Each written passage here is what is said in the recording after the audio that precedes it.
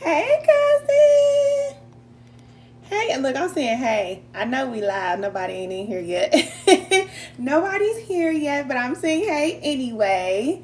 How are you all doing today? I am your favorite cousin Can. For those of you who don't know, I'm your favorite cousin Can. And for those of you who do know me from my YouTube channel, Can Be the Light, what's cracking? What's cracking, cousin? We are getting ready to talk about being a vegetarian. We need to know that there's some things that are not being said when it comes to being a vegetarian. I know that many people want to start to eat clean. A lot of people are being guided to start eating more fruits and vegetables and eating healthy. But there's some things that we need to know, okay? There's some things that we need to know. And I just want to make some things clear. Spirit has given me a message for everybody who comes across this live because, listen, being a vegetarian is not a bad thing, okay? I don't want you to look at it as a bad thing, but it's not the goal for every single person. That's what I want you to know.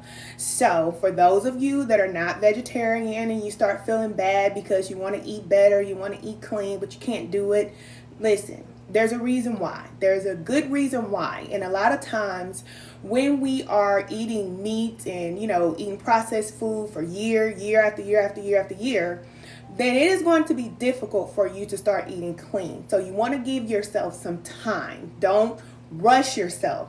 Take your time. So if you eat chicken, beef, pork chops, steak, lamb, shrimps, all that stuff, and you eat out all the time, it's going to be very hard for you to stop eating all of that food and go straight to eating vegetables every day, all right? I'm here to let you know it ain't going to happen. It's just not going to happen. And I'm a realist at the end of the day. Yes, I'm a spiritual woman, but I am a realist. So I'm going to keep it 1,000 with you. And I want you to stay in the game. I want you to be healthy. So I want to teach you what Spirit taught me. When I decided that I was going to be vegetarian, which I'm going to do this when I say decided, okay, because those of you on the spiritual path, you know that there comes a point in time in your journey where you really don't have a choice. Either you're going to get down or you're going to lay down. Is what it is, all right? So I was guided to be vegetarian and start eating, clean and stuff like that, but it was just my time. So the way that Spirit led me to start eating cleaner and start eating fruits and vegetables every day, it was through a process of elimination, all right? So you're going to eliminate certain things or eliminate certain things, and you're going to add certain things into your meal plan. So if, say, you eat, like I said, chicken, red meat, steaks, hamburgers, French fries, you eat all that stuff right now. Decide what you're not going to eat anymore, all right? Start to think about what you can cut out. The first thing normally to go is red meat, because red meat is the hardest on the body to digest, all right? So a lot of times when people start to eat cleaner, they will eliminate the red meat. That's the ground beef, so that's the burgers, meatloaf, and all that stuff, ribs and everything. Y'all know what red meat is, okay? If you don't, look it up, okay? So I'm gonna tell you some things, but you're also going to have to do your research. So you're gonna look what I'm saying. So start to use an alternative. So instead, somebody trying to get in our live, cousin. So instead of eating red meat, say instead of eating a regular cheeseburger, straight red meat, then maybe you should switch over to ground turkey. Now, what some people will say is, I like ground beef, and I can't stop eating my ground beef, and I need it like this. Listen, cousin. The reason why I'm here telling you that it's time for you to shift what you're eating is because of what is about to happen to the food, all right? Now, remember, I'm a spirit guide at the end of the day. So I'm not a nutritionist. I'm not here telling you these things because it's just healthy for you. I'm here also as a messenger to warn you about things that are to come, to help you through your current situation, and to be a guide for you on your path. That is why I'm here, okay? So we all know that the food industry in America is trash. We all know that, all right? There's no secret. A lot of times we're not really clear about what's going on behind the scenes because all we do is go into the grocery stores, and when we go into grocery stores, we get what we want. When we want to eat a cheeseburger or we want to eat a chicken sandwich, then we just pull up at a drive-thru and we get what we want.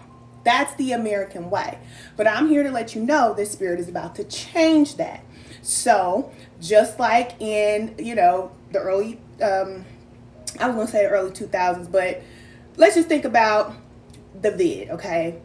When that all happened, a lot of us were working on jobs and a lot of us were stuck financially. But when that happened, it made us go into this entrepreneurial mindset. It forced us into being able to provide for ourselves and thinking about our jobs and how we make money. We thought differently, okay, because of that happening, all right? Now, there is something going to happen the same way when it comes to the food. Now, I've been telling y'all since last year to start to eat at home as much as you can.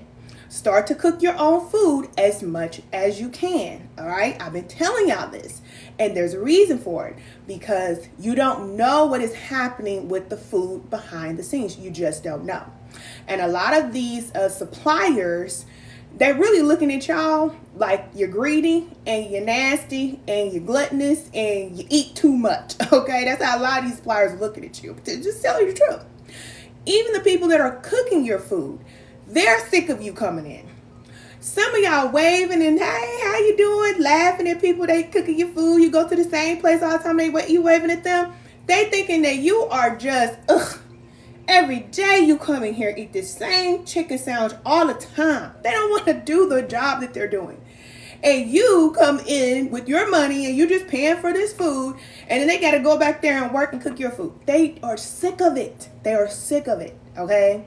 And on top of that, the way that the food is being processed, y'all already know. I don't need to get into it, okay? But y'all know what's going on with the food. You have to know. And if you don't know, again, do your research. But I'm here to let you know that there is something going to happen. And I don't want y'all getting sick out there because you want to keep eating whatever you want to eat. I know it tastes good, but it ain't going to taste good if it make you sick. I know it tastes good, or you may not feel like feeding your children and you may not feel like cooking for your family, so it may be easier for you to go out there and go pull up at a drive-thru and get something. That sounds good, but it won't sound good if something happened to one of your children because you are not taking your, listen, it's your responsibility to feed your children. And if you're not taking the responsibility to feed your children and you're going out to these outside places to do that, that time is about to be over. It's just about to be over. And it's time for us to go back to the way that we used to do things, all right? It doesn't mean everybody has to be a vegetarian, because that's why we're going to talk about being a vegetarian, because it's not for everybody. Everybody's different. But most people are not eating enough fruits or vegetables, and we just have to be honest about that. I went years, years, and I did not eat green vegetables. I didn't eat fruit. I couldn't even remember. Sometimes I would go months without eating fruits or vegetables, but that's because of how I was raised. It wasn't normal to eat fruits and vegetables all the time. That wasn't normal. It was normal for us to eat fried chicken, macaroni and cheese, little greens. You know what I'm saying? It was normal to eat like that. And when we ate greens, then it was like, you got the turkey in there, you got all these different seasonings in there, and it takes away from the integrity of the greens. So what I'm here to let you know is that if you're thinking about eating clean, that is Spirit guiding you. You can keep eating what you want. And I'm not saying that you have to just go cold turkey. But what I'm telling you is that you want to make small changes every day. And follow your guidance that you're getting from within, because Spirit will always prepare you. The Most High will prepare us for what's next. A lot of us knew back when the vid happened, before it happened, or at the time that it happened, it was time for us to make a shift when it came to our jobs. And a lot of people who took that step of faith and followed that guidance and said, you know what, I'm going to start this business. I'm going to start doing this thing. They took that step. In 2019, 2020, some of those people are millionaires right now because of what they did. They followed spirit. Now, whatever happened in the world, it was like, okay, it didn't matter because they didn't lose their job. They didn't have to worry about money. They had everything that they needed because spirit is always going to prepare you before something happens. So look at them now. A lot of them have success stories. A lot of them are doing well. And they are not thinking about a job. I am one of them. I started my YouTube channel in 2018. All right. Now, I was nervous about starting the YouTube channel because I came from healthcare. I was working in hospitals. You know what I'm saying? I didn't know anything about social media. So I was learning how to be a spirit guide and helping people and doing things like that. I didn't know anything about YouTube other than watching it to get ingredients for food. You know, that's all I use YouTube for. But I was guided from within. Of course, it sounds like your voice. It sounds like an idea. But that's how spirit speaks to us. It's not going to yell at you. It's not going to force you. It's just going to give you an opportunity to do something different. And then you have a choice to make because you have free will. But if you don't make the choice, then you'll be like a lot of people who said, man, I knew I should have started that business. And now look at me. I'm still here on this job. I knew I should have left that person, but I'm still stuck with this person. And I can't get away. Okay? Spirit is always guiding us. We just have to learn to listen. When it comes to the food that we eat now, you can keep eating what you want. But if spirit is guiding you and starting to tell you to start eating more fruits and vegetables every day, start drinking water, stop eating out 3 or 4 or 5, sometimes 6 times a week. I'm telling you, there are some people who eat out every single day. Every day. Cut out the processed food. Spirit is telling you this. You're getting it from within. So when you're hearing that, then listen to it because you're being prepared. If for nothing else, if something happens to the food or when something happens with the food in that industry, you will be prepared because now you know what it's like to discipline yourself. Some of you are being guided to fast. If spirit is guiding you to fast, it's preparing you for what's next. You know how to go 3 days without food. You know how to, make your own food or grow your own vegetables and do things like that. You're already doing that. You're preparing for that. So just know you're getting ready for something. There's no coincidence you came across this live, okay?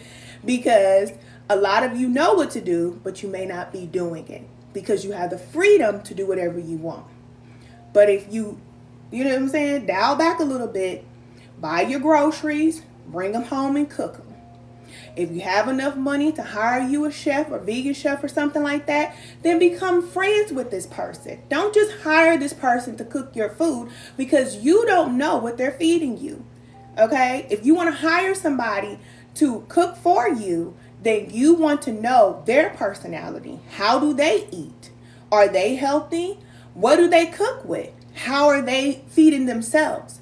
Because then you'll know that what they're cooking for you, they're also doing the same thing for themselves. Okay? So, I got some notes here. Spirit woke me up out of my sleep, cousin. Out of my sleep. And was like, get him this message. So, I told you, Spirit told me, can't go back on. Get back on. Share these messages. So I'm back. A lot of you know I took 3 years off from working. I took 3 years off from guiding and doing all this stuff so that I can work on myself. I lost 70 pounds. So yes, I look very different. But it's because I'm doing the things that I'm getting ready to share with you. And I am here to help you. Ladies and gentlemen, if you want to lose weight, you can lose any amount of weight you want to lose if you start following the guidance that you're getting. All right. The number one thing you want to do is cut back on the meat. It's not saying you can't eat meat. Okay. Because we're going to talk about this. Everybody is not supposed to be vegetarian. All right. Some people are, but not everybody is. But you have to connect to spirit so that your creator can tell you what's best for you. All right.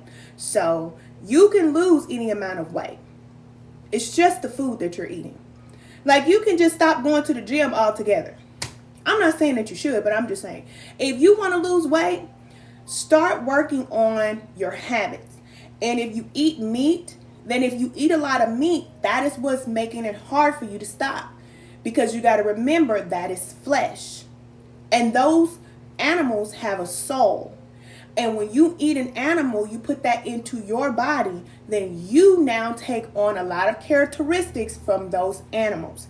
And if you eat meat 2 times a day, 3 times a day, just imagine how many souls that you now have within your energy. It's real. It's very real. You can pick up energy from just sitting next to somebody. You know it. If you just sit next to somebody and their energy feel a little wonky or something like that, you're like, hold on, wait a minute. What's wrong with you? You can pick it up just sitting next to a person. So just imagine what happens when you eat an animal every single day, 2-3 times a day. It's going to be hard for you to do the things that you want to do. It really is. So it's not saying you shouldn't eat meat. You have to know yourself to know what type of meat you should be eating for your blood type. We're going to talk about that. And then you also need to know how often you should be eating it, because you may not need to eat meat every single day. You may not need that. You just need enough to give you what you need. Okay? So you can get it off. Okay? Any amount of weight. Start eliminating the meat. Discontinue the red meat altogether. Altogether. If you go to the chicken and the fish and the turkey, that's a good start. That's a good start. But even with that, the chicken, I know, don't fight me. Don't shoot me. I'm just telling you. But the chicken, baby, the hormones in the chicken is crazy. It's just crazy. And I'm here to let you know, if you eat chicken all the time, but you find yourself moody, depressed, cranky, irritated, agitated, you're eating a lot of birds, okay? A lot of chicken in your energy, okay? You want to start to cleanse. And pick a day where you can go meatless. This is a good thing to incorporate into your week. Just pick one day, which a lot of people do meatless Mondays, and you learn how to eat no meat. So on Mondays, that can be your day where you just don't eat meat. You find something else to eat besides meat. And then you'll find that you're not so, eager to go out and eat meat all the time, because once you start to cleanse and your body starts to rest it and you start feeling better, then you're not going to want to go and clog yourself back up again and start bringing that energy back in. You're not going to want to do it, okay? You say you're fasting day 6 currently, and I feel the difference. Don't see too much of a weight loss. Yes, but see, your mood will start to change first, and it takes time. Cousin, I lost 70 pounds in less than 3-4 months. That weight just started falling off of me. It just started coming off of me. But that's because I stopped eating meat. Hey, cousin. Thank you, cousin. You look amazing. I know I've been gone for a minute, cousin, but I'm back, okay? So, yes, you will notice an immediate shift in your mood, especially ladies. You will notice that your mood will improve once you stop eating so much meat. If you just sit like by yourself and you just start feeling irritated, you don't know why. You just feel agitated. You're just like, I don't know where this is coming from. I'm telling you where it's coming from. It's coming from your gut. It's coming from the animals that are stored in your gut. They are not being released because your body has a difficult time eliminating them. So they're still there. All right. The only way to get rid of them is to start to fast.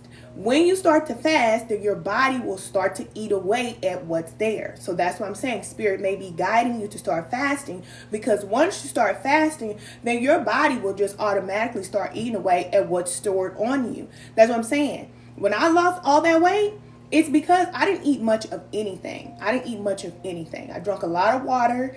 I was eating avocados every day. Toast every day, because I love toast, which I don't eat anymore, but I love toast. And I was doing like an almond butter toast or whatever, and that was it for like 3 months. I was guided to do that. I don't suggest that, but as a spiritualist, you'll be guided to do certain things. If you are a spiritualist out there, then you'll be able to handle it. Most people won't be able to handle that type of diet. They may pass out, okay? But that's what I did.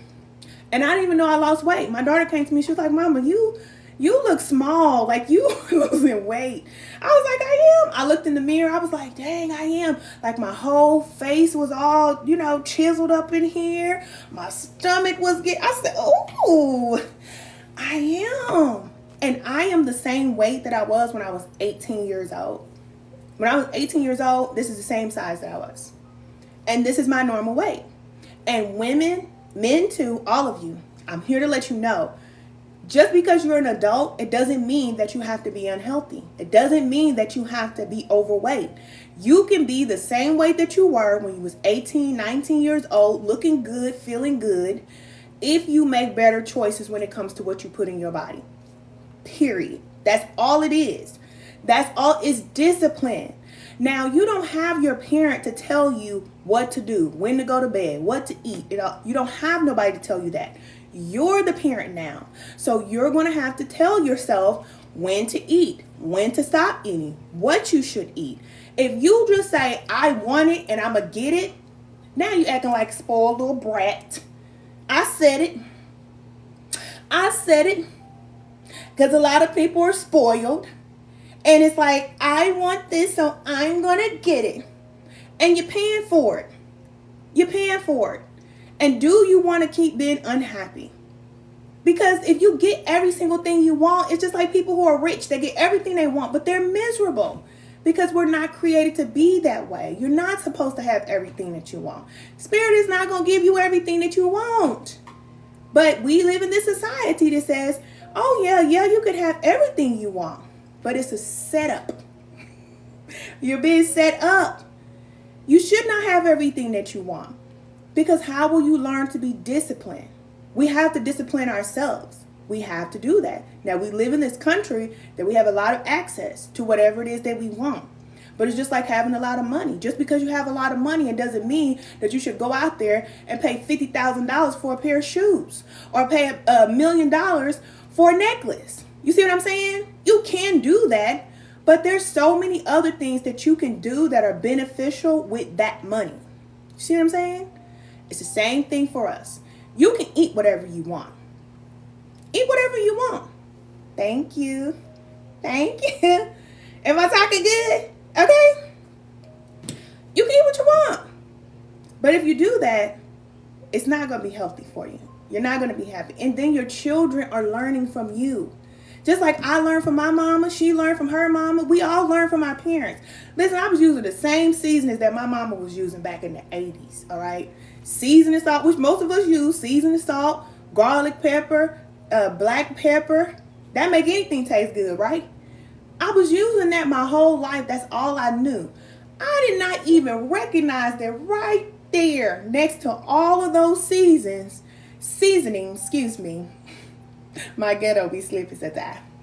But you have cumin, you have oregano, you have basil, you have thyme, you have all of these other seasonings that you can use to make your food taste good. And I'm going to be honest with you. This is something else that I didn't know, but Spirit taught me.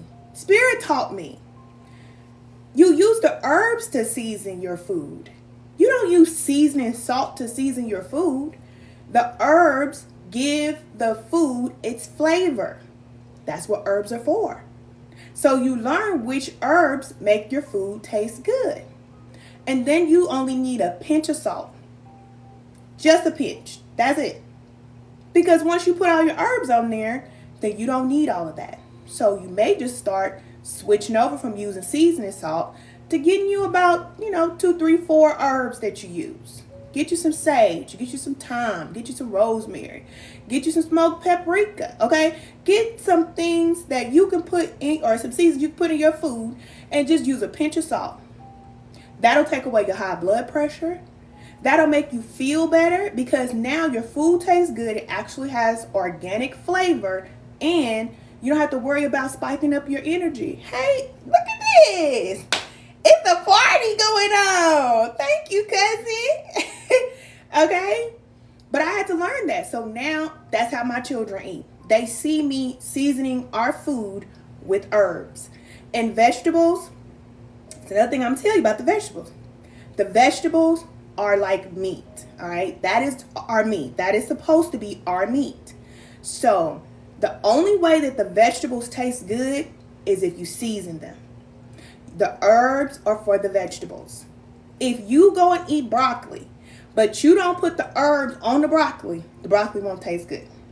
It's going to taste nasty and it's going to stink. That's just being real. It's like, oh, this is nasty. But if you go put some sage on it, you put some thyme, some oregano, put a little smoked paprika on it, put a little pinch of salt on it. You see what I'm saying? You put a little bit of that on there. Put some onions. Then you get your wet seasonings. You put your onions. You put some bell peppers in there. All the different. It's going to taste real good. You're like, oh, this broccoli is good. Now it tastes good. That's how it is when it comes to your vegetables. You have to season them. So whenever you decide to eat your meatless meal, season your vegetables. It's going to taste better. Some people say don't cook them. Some people say cook them. It don't matter. Let Spirit guide you. You will know what's best for you. This is what I'm going to tell you when it comes to eating. Don't let anybody tell you what's best for you. Only your Creator can tell you what's best for you, because we're all created differently. So for me and how I'm made up and my blood type and my lineage, I might not be able to eat certain food. It don't work for me. But for you and your family and where you come from, it may work just fine. It's just like the animals, okay? Look to the animal kingdom, all right? Think about the birds. Not all birds eat a bunch of meat, okay? You don't see every single bird out there feasting on dead animals. They don't all do that, okay? Some of them like eating worms. Some of them like little seeds. You know what I'm saying? It's just different. It just depends. So it's the same with animals. Cows, they like to eat and graze on grass and things like that. But then you have some animals that eat meat, and that's what they do. They love meat. They see a dead animal, they say, okay? They get the licking their chops. And then it's some animals that'll say, I would never touch that. It's because of how they were created. And believe it or not, we are all connected to animals in some type of way. So if you look at a person, you look at them long enough, you'll be like, this person looked like a bird. This person looks like a cow, or you know what I'm saying? They look like a lion. You know, you can look at a person and see what they are connected to as far as the animal kingdom. We have animals that are connected to our energy. This is what they're talking about when they're talking about blood type. You don't only just have human beings that are part of your lineage. You have animals that are connected to your lineage too. That's why you see like in spiritual texts and, you know, certain spiritual stories, you'll have the animals that are mixed with the humans, you know. Even like when you look at the Sagittarius, right? That's half man, half horse. Okay? Spirit does not allow us to see certain things in the spirit because our minds will not be able to handle it. Thank you. But it's true. We will not be able to handle it. And then there's some people like, oh, yeah, I want to see all of it. Show me, God. Show me your mind. What you got going on over there? Baby, you'll fall out on the ground. That's another reason why there's some animals that are in the sea. You cannot see them. They are so far at the bottom of the ocean that if you saw them, you probably look at them and just die. You wouldn't be able to handle it. But just know that as humans, we have animals that are connected to our bloodline. Like me, I didn't know why. I just love birds. I just love birds. I feed the birds. I look at the birds. They follow me everywhere I go. They fly across the top of my car while I'm driving down the street. Okay, I didn't know why. I just love birds. I just always have. And now I know, now that I'm connected spiritually, that I actually have birds that are connected to my lineage. And they give me messages. So when you see these animals, you hear about your totem animals and things like that. Those are animals that are connected to your bloodline. And they can give you messages too. And then you look it up and see, you know, what does it mean when I see this animal? A lot of people do that. Well, it's an ancestor. There. There you go. All right. Now, would you eat your ancestor? I'm just saying. Because the animals, they have been here for a very long time. A long time. Just like the trees. They've been here for a long time. They will be here when you're gone. You will be gone and they will still be here. It's what it is. So we have to have some respect. All right. So I'm going to share some things with you. You said facts. You said yes. You said what you find out. How do you find that out? Connect to spirit. Okay. When I say connect to spirit, the guidance that you're getting, start to follow it. All right. Start to follow it. I know you can do whatever you want to do. I know you smoke weed. I know this. Dude, no, you say I know you don't smoke weed. anyway, I get distracted. But follow spirit. When you start to get guidance from within to do certain things or stop doing certain things that are for your highest good, this is how you know it's spirit. Because everything you're being guided to do is going to benefit you. It's going to be something that you may not want to do. Just like you may be guided to leave a person. You know you're supposed to leave this person, but you just don't want to do it. Well, you don't have to leave the person, but if you stay with the person, you're going to be blocked.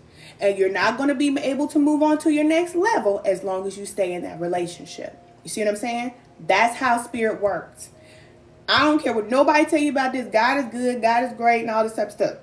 Listen, God is good. The Most High will work everything out for your good. I promise. It's all going to work for your good. But please don't believe for 1 second that you're going to feel good about what you got to do. No. No. You're welcome, cousin. You said yes, indeed. Baby, spirit will tear you up. Tear you up. And be like, get up. Get on up. Get on up. You all right. Get on up. Mm-hmm.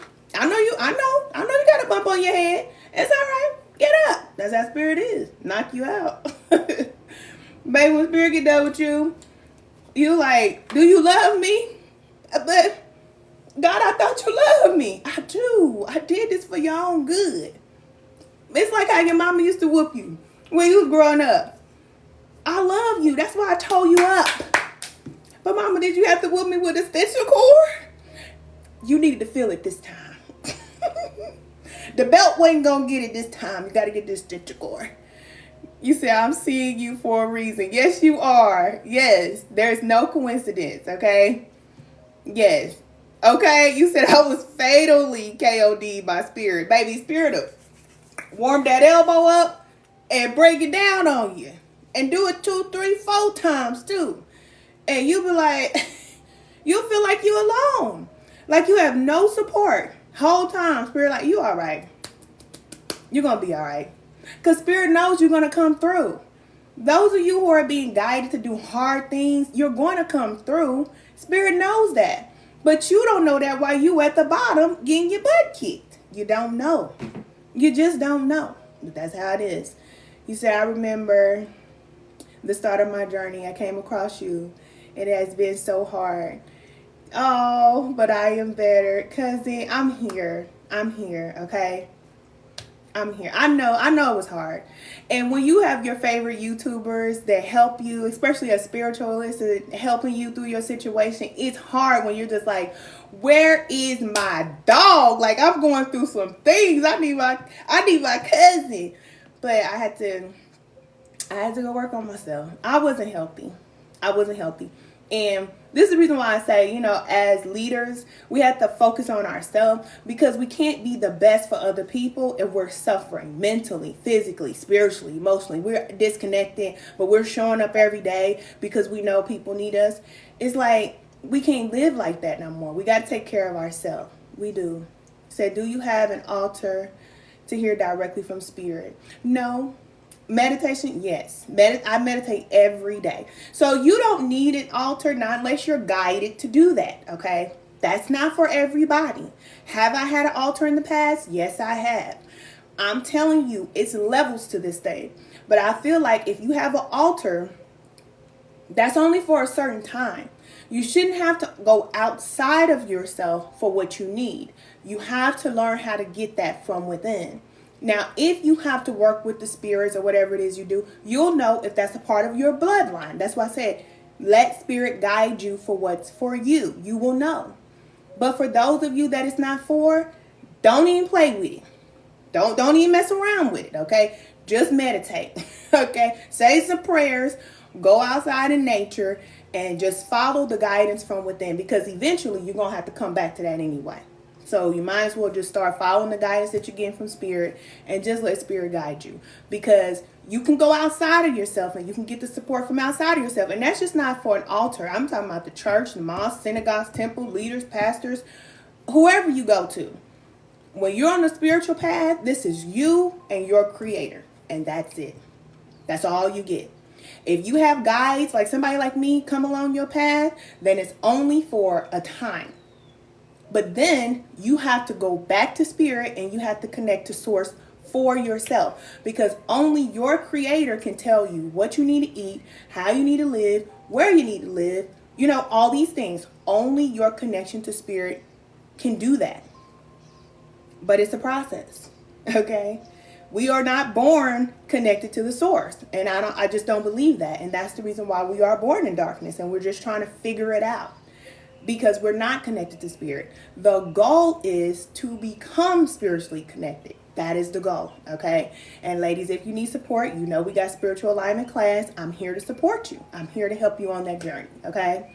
So you said lately I've been getting numerous messages through dreams after I started journaling. That's good.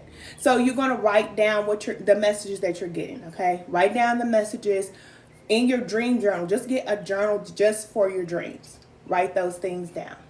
You said this. Yes, this. Go to spirit, okay? Go to spirit, okay. So we talked about not all humans are vegetarians, okay? Not all humans eat meat. But what I will say is that most humans should eat mostly meat. That is the truth. So most humans are not eating, what did I say?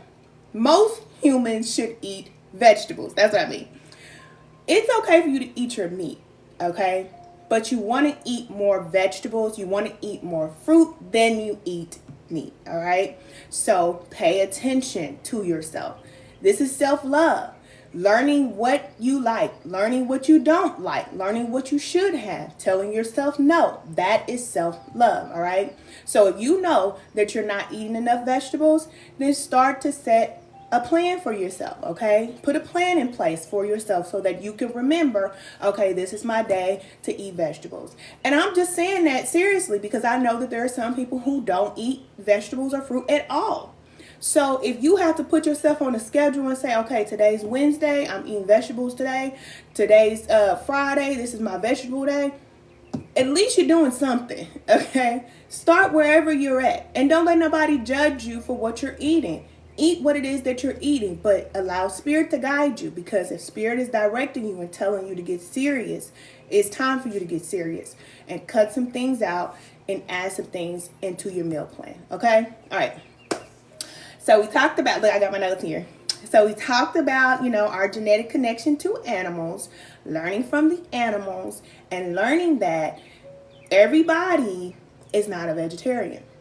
Some people are okay with eating meat, just like there are certain cultures, that eat meat a certain way.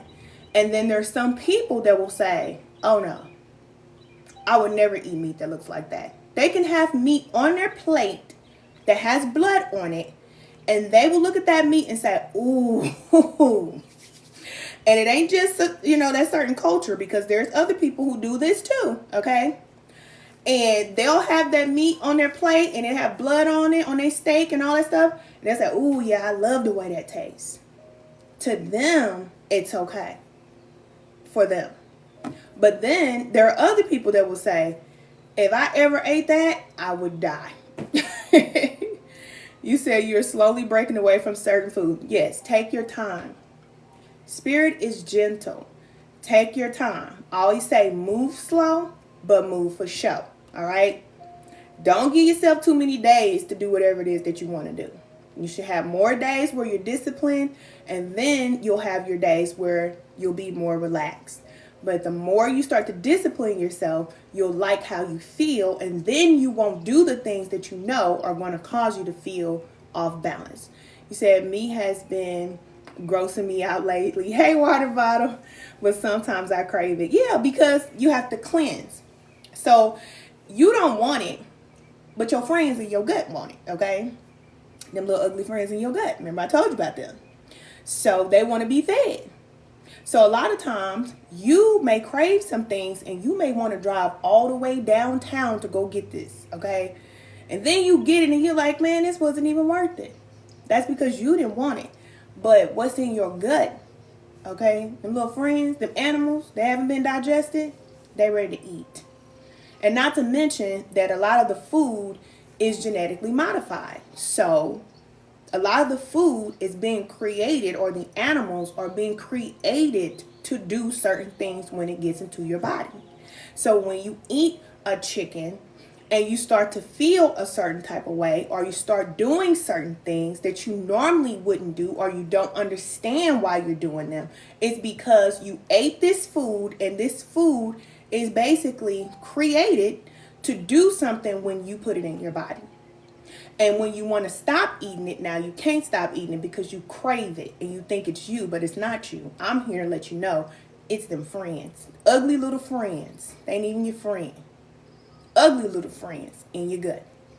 Start to detox, fast, drink as much water as you can. All right? Well, not as much water as you can, because nobody needs to drink a gallon of water. Okay? Some people have gallons of water. You don't need a gallon of water. Most people need maybe 2 liters or 3 liters of water a day. That's it. That's all you need. Put some lime in it. There you go. You say you don't eat meat. That's good. If you don't eat meat, that's good. But you also have to remember that you need your protein. It's very important. Because a lot of people who don't eat meat, they look weak. They look small. Not to say that you do, but you'll see this a lot. They'll start to look like they're unhealthy. It's because they don't have protein, or they don't have enough protein in their system. You do need protein. Now, don't use this as an excuse to eat whatever meat you want, however often you want, because nobody should eat meat every day. Meat is a delicacy, and it used to be a delicacy where you only ate meat like on Sundays. Like they would only eat meat on certain days for certain occasions. For us, we eat meat all day, every day, and that's not what it's about, okay? Some people only need to eat maybe some fish every 6 months, and they'll be good with that. They get their protein like that. Some people, maybe just need to eat more lentils, okay? Or eat some vegetation when it comes to their protein. Eat more of that. Chia seeds and things like that. There's ways to get your protein without eating meat. But you just have to be guided by spirit so you'll know what you need to do, okay? But nobody should eat meat every day. And I'm telling you this because there's millions of people in the world, cousin. Millions of people that eat meat every single day. Listen, we all should be farmers. Okay? Everybody should have a farmer in the family as much as we eat meat. But the fact that we don't even see the animals, we don't know where they are, where they're coming from, but yet we still can go to a restaurant or go in a grocery store and there's meat for everybody. How? Where is it at? We should see farms everywhere. We don't see none of these things. And I'm telling you why. It's a dirty little secret. And you ain't gonna know unless somebody tell you, but I'm telling you, okay? The meat is being created. And it's the same way like how if she can't have a baby, then she can go and freeze her egg, and they can put a sperm with the egg, and then the baby can be implanted in another woman, and then that woman can carry. Listen, this is real. And the same thing that's happening there, it happens with the food. Thousands and thousands and thousands and thousands and thousands of times. All of these chickens are not having babies. All of the cows are not having babies. There is a place where they can create the animal. And you don't know that the animal that you're eating doesn't have legs. It doesn't matter if it has legs if you just want the breast. Okay? It doesn't matter if the chicken has a head if you just want the wings. Okay? But if you saw that, you would not eat that. And I'm going to be honest with you. I didn't even know when I was growing up that chickens came from actual chickens. I was so disconnected. Of course, you grew up in the hood. You don't see chickens and animals and goats and cows. You don't see that. You just go to the grocery store, you see a pack of ground beef. Or you see chicken legs. That's all you see. You never saw the whole chicken. You don't know that the chicken could be missing one eye, but the eyes don't matter. It doesn't matter because all we're going to do is kill it and take the legs anyway. This is what's happening. And we don't know that because, again, it's illegal for us to even go into some of these places and see what they're doing. They don't want you to see.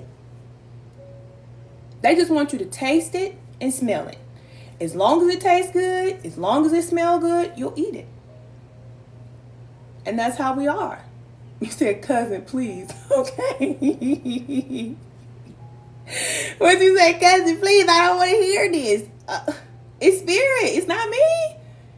Spirit told me to come on and tell you something because you didn't know. You know I'm a guy. I got to tell you the truth. You know, a lot of times people don't know. These cows are not even standing up.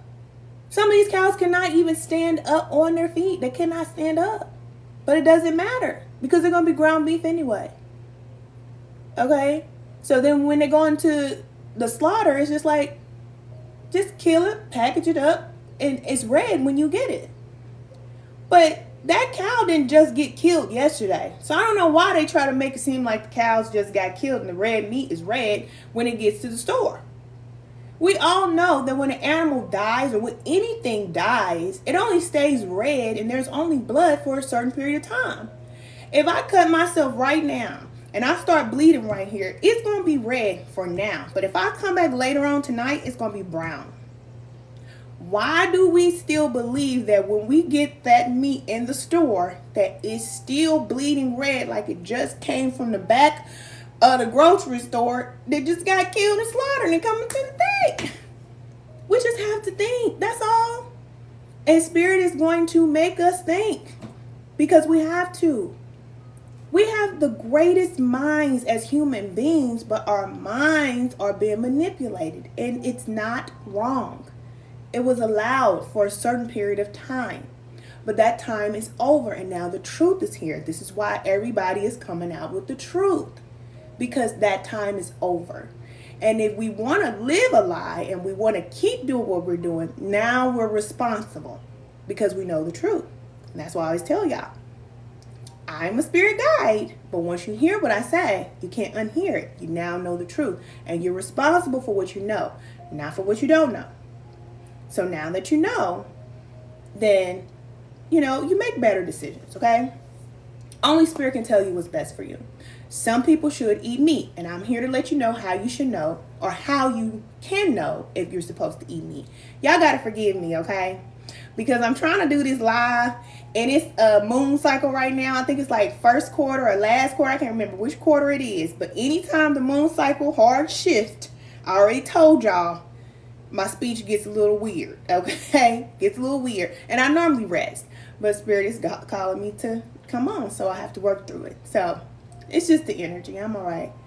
Okay, you said praise y'all. Yeah, ignorance is bliss. Yeah, it's true. You said, how can you stop vaping? Pray.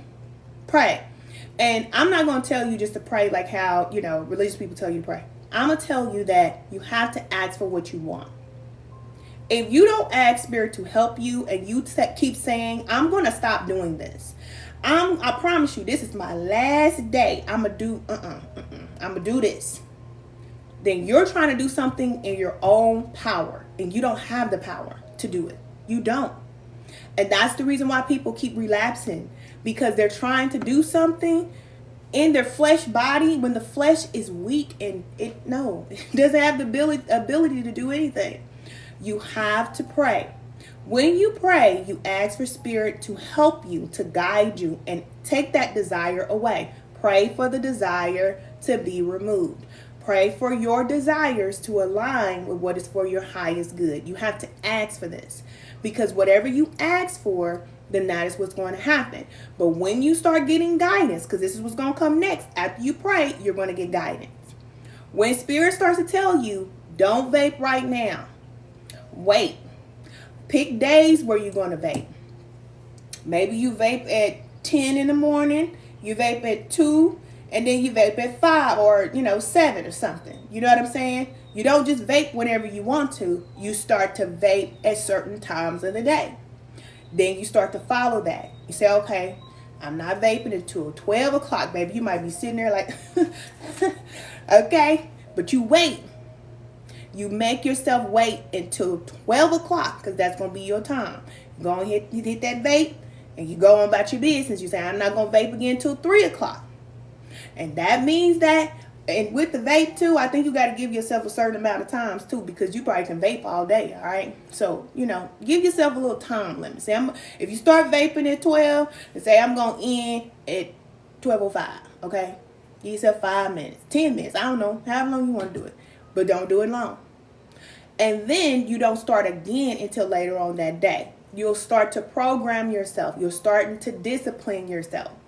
But if you go buy a vape whenever you want it, you smoke it whenever you want it, then you have a nasty habit. You can't control it. You feel like you can't control it. Once you start to set a schedule for yourself, now you have control. You said, thank you so much for sharing your energy. You're welcome. It's all spirit. You said, there have been months where I've gone without vaping and then I'll get in a toxic situation. Yeah. So, okay, so now you know that you get in a toxic situation, you get triggered, and then you vape. So, now that you're aware, because remember, we're only making observations. Don't judge yourself. You're just making observations of what you're doing. Once you know what you do, then you're going to make an adjustment. So when you start to get triggered or something happens and you instantly want to go to vape, make yourself wait first. Just start to wait. Say, okay, I'm a vape, but I'm a vape later on. I'm a vape later on today. And then when you vape later on that day, then you go ahead and get your little vape in, okay? But then also incorporate some good things, like start to journal. So while you're waiting for your vape time, start to journal and say, this is how I feel. This is what makes me upset. This is what I plan on doing in the future. This is what I'm doing right now. This is how I want to be. This is what I'm going to be, okay? Start to write these things out, okay? And once you start to do that, now you still have your little vape time too, but you also now have a habit of journaling how you feel, all right?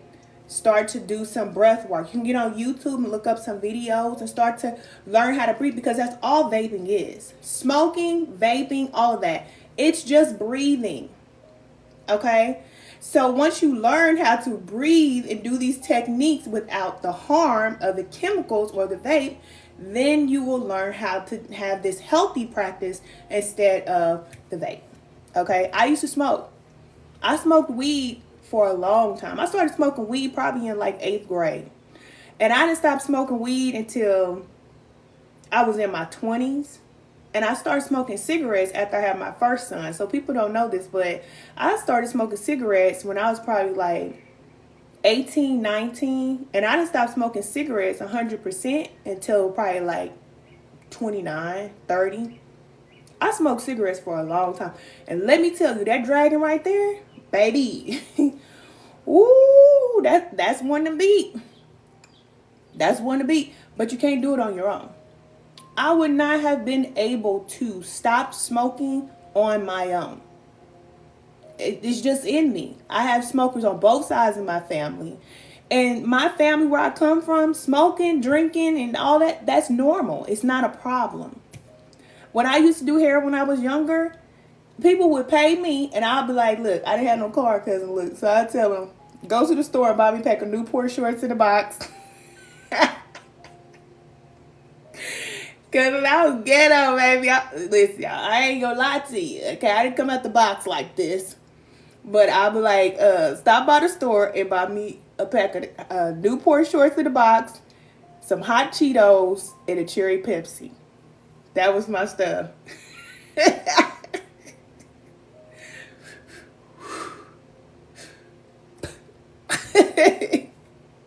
Yeah.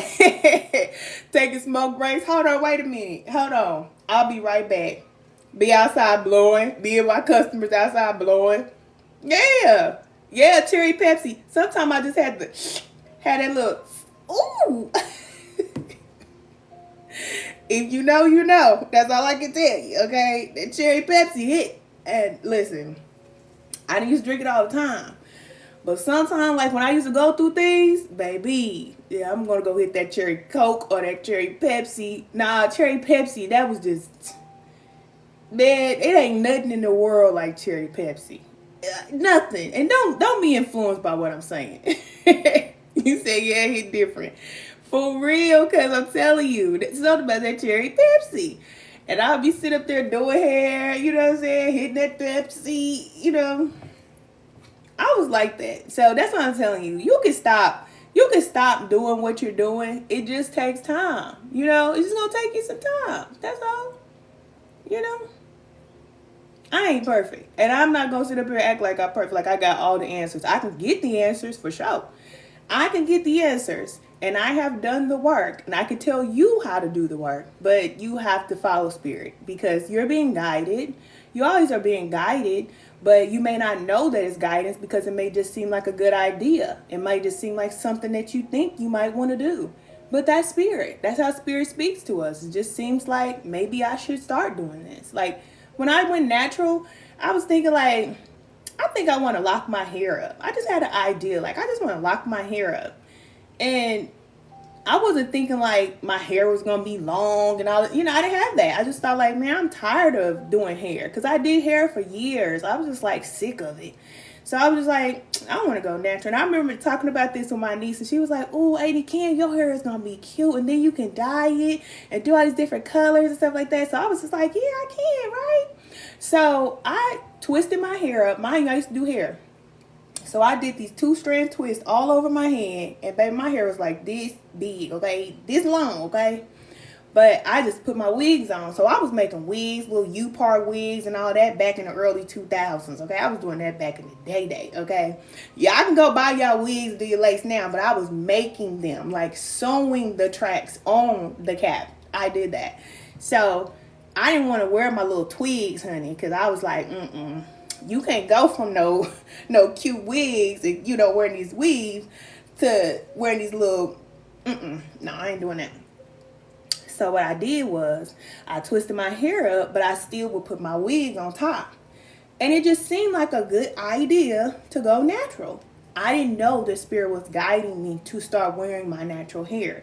So I didn't know that. But I went through a transition. I had left my ex. We were together for like 15 years. So, you know, I went through this transition. I stopped working on a job. It was just like this whole transition. And then one day I was just like, forget it. I'm taking this wig off. Baby, I took that wig off and threw it across the room. All right, Cassie. So I took that. You said you too? Yes. You said I locked my hair up too. Yes, cousin. How long do we forgive ourselves? Or how do we forgive ourselves? Well, the way that you forgive yourself is just by recognizing that you don't have the awareness of certain things. Spirit is not revealing things to you. You don't know. You're in a dark place. And spirit will not reveal things to you until you start to do things differently. That's how it goes, okay? So don't judge yourself based off of the repeated cycles and doing certain things over and over because you don't have the ability to stop right now. But you will if you start to listen, all right? So just listen. You said you wanted to lock your hair, didn't do it. You said your shell fell out. Oh, your fell out? Your hair fell out? Cousin, you can still do it. You said it's about to be 2 years in December, baby. It's just a freedom that comes from locking up your hair. People don't understand. If you don't know, then you just don't know. Like, I'm not against no women that go natural and they doing all these little cute natural hairstyles and stuff like that. But when you lock your hair, it's just something that happens. You feel so free because you don't have to worry about your hair no more. Like, as women, we always have to worry about what our hair look like, getting our hair done, you know, all this other stuff. It's not to say you don't have to do your hair when you lock your hair because you should so your hair can stay strong. But you don't have to do your hair every day. You literally wake up in the morning, baby, shake that hair and go. You said it's a real journey. Yes, speaking the truth. Yes, it's a journey and it teaches you about discipline, being consistent. It releases you from that negative ego, like always feeling like you have to be looking this way and that. You know, you release that.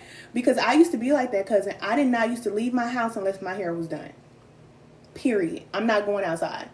And my man at the time, he never saw me without my hair done. We were together 10 years. He never, when I say never, ever saw me without my hair done. Ever. He didn't see me with my hair locked up until we were done. Okay? And I didn't know that, it's a whole process. But when he seen me with my natural hair, he seen me for the first time. He never saw me like as a person for the first time. But when he saw me after we broke up and I had my natural hair, he's like, I just want to tell you look good. I like, thank you, stupid doodoo head. But I want you, it's over. Because you get treated differently. I'm telling you, when you have your natural hair, people treat you differently. They do. They see you in a different way. They can actually see who you are. It's nothing wrong with wearing weaves and, all that stuff, braids and stuff. But when you wear your natural hair, you get a certain type of respect. You just get a certain type of love. And people hold the doors open for you and stuff like that. It's like, I could be a 304 with an afro. Y'all don't know, But I'm going to let y'all keep thinking that. You said, yes, they do. They do. They treat you differently. And it's because people look at you like you love yourself. Because you accept yourself. When you accept yourself, it shows based on the way that you show up. And I didn't know that because, like I said, I wore weave and wigs and stuff like that for years. So I was used to looking a certain type of way, all made up and stuff. But then once I started like going natural, then I started to really accept myself. And other people started to see that. And it was like, dang, all this time I've been wanting people to respect me. I didn't know I just had to take the weave out. I would have been did that. It's true. People, they respect you different. And it's the same thing too. Like when you eat a certain way, when you start like cleansing your body inside, it's like your whole energy changes. It changes. And when you come into a room, people feel that. People feel this shift because you're not coming in with a toxic energy. Most people have toxic energy. Even though they may look pretty, inside they have a toxic energy because of the food that they have in them or the things that they're doing, their habits. So that's a part of their energy and who they are. But as a woman, when you come into a space or you meet somebody and people start to be around you, it's just like you have this light, eerie feeling. It's almost like angelic-like energy. If you ever had angels around you and you know what it feels like when angels come around you, it feels like kind of like a cool breeze. That's what it feels like. But it's not like the wind blowing harsh.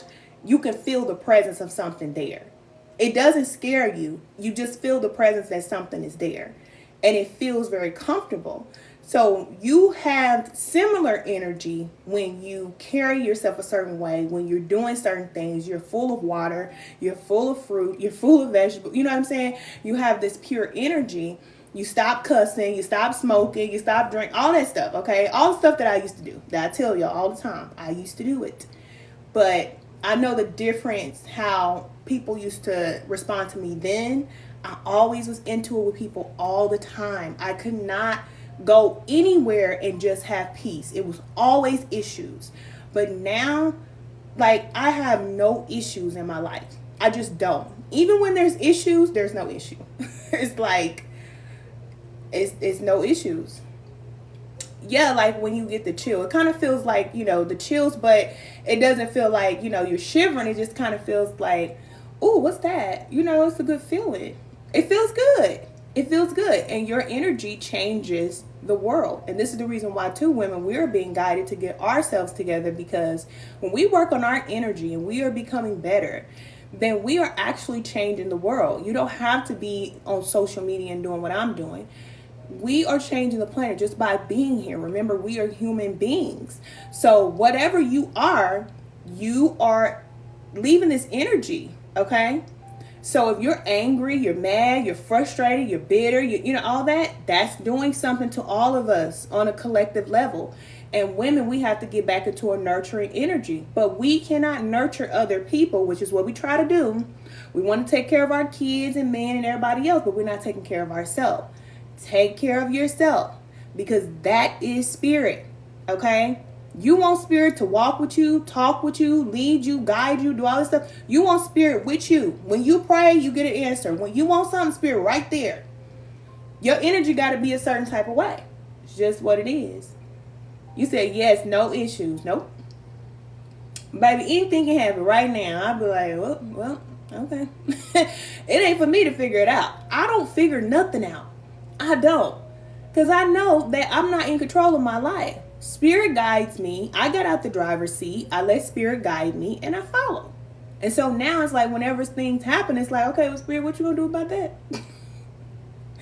What you gonna do about this? Oh, I just want to see what Spirit gonna do with this one. I watch all kind of miracles happen. Listen, my mouth be open sometimes. I'll be like, Spirit, boy, you go.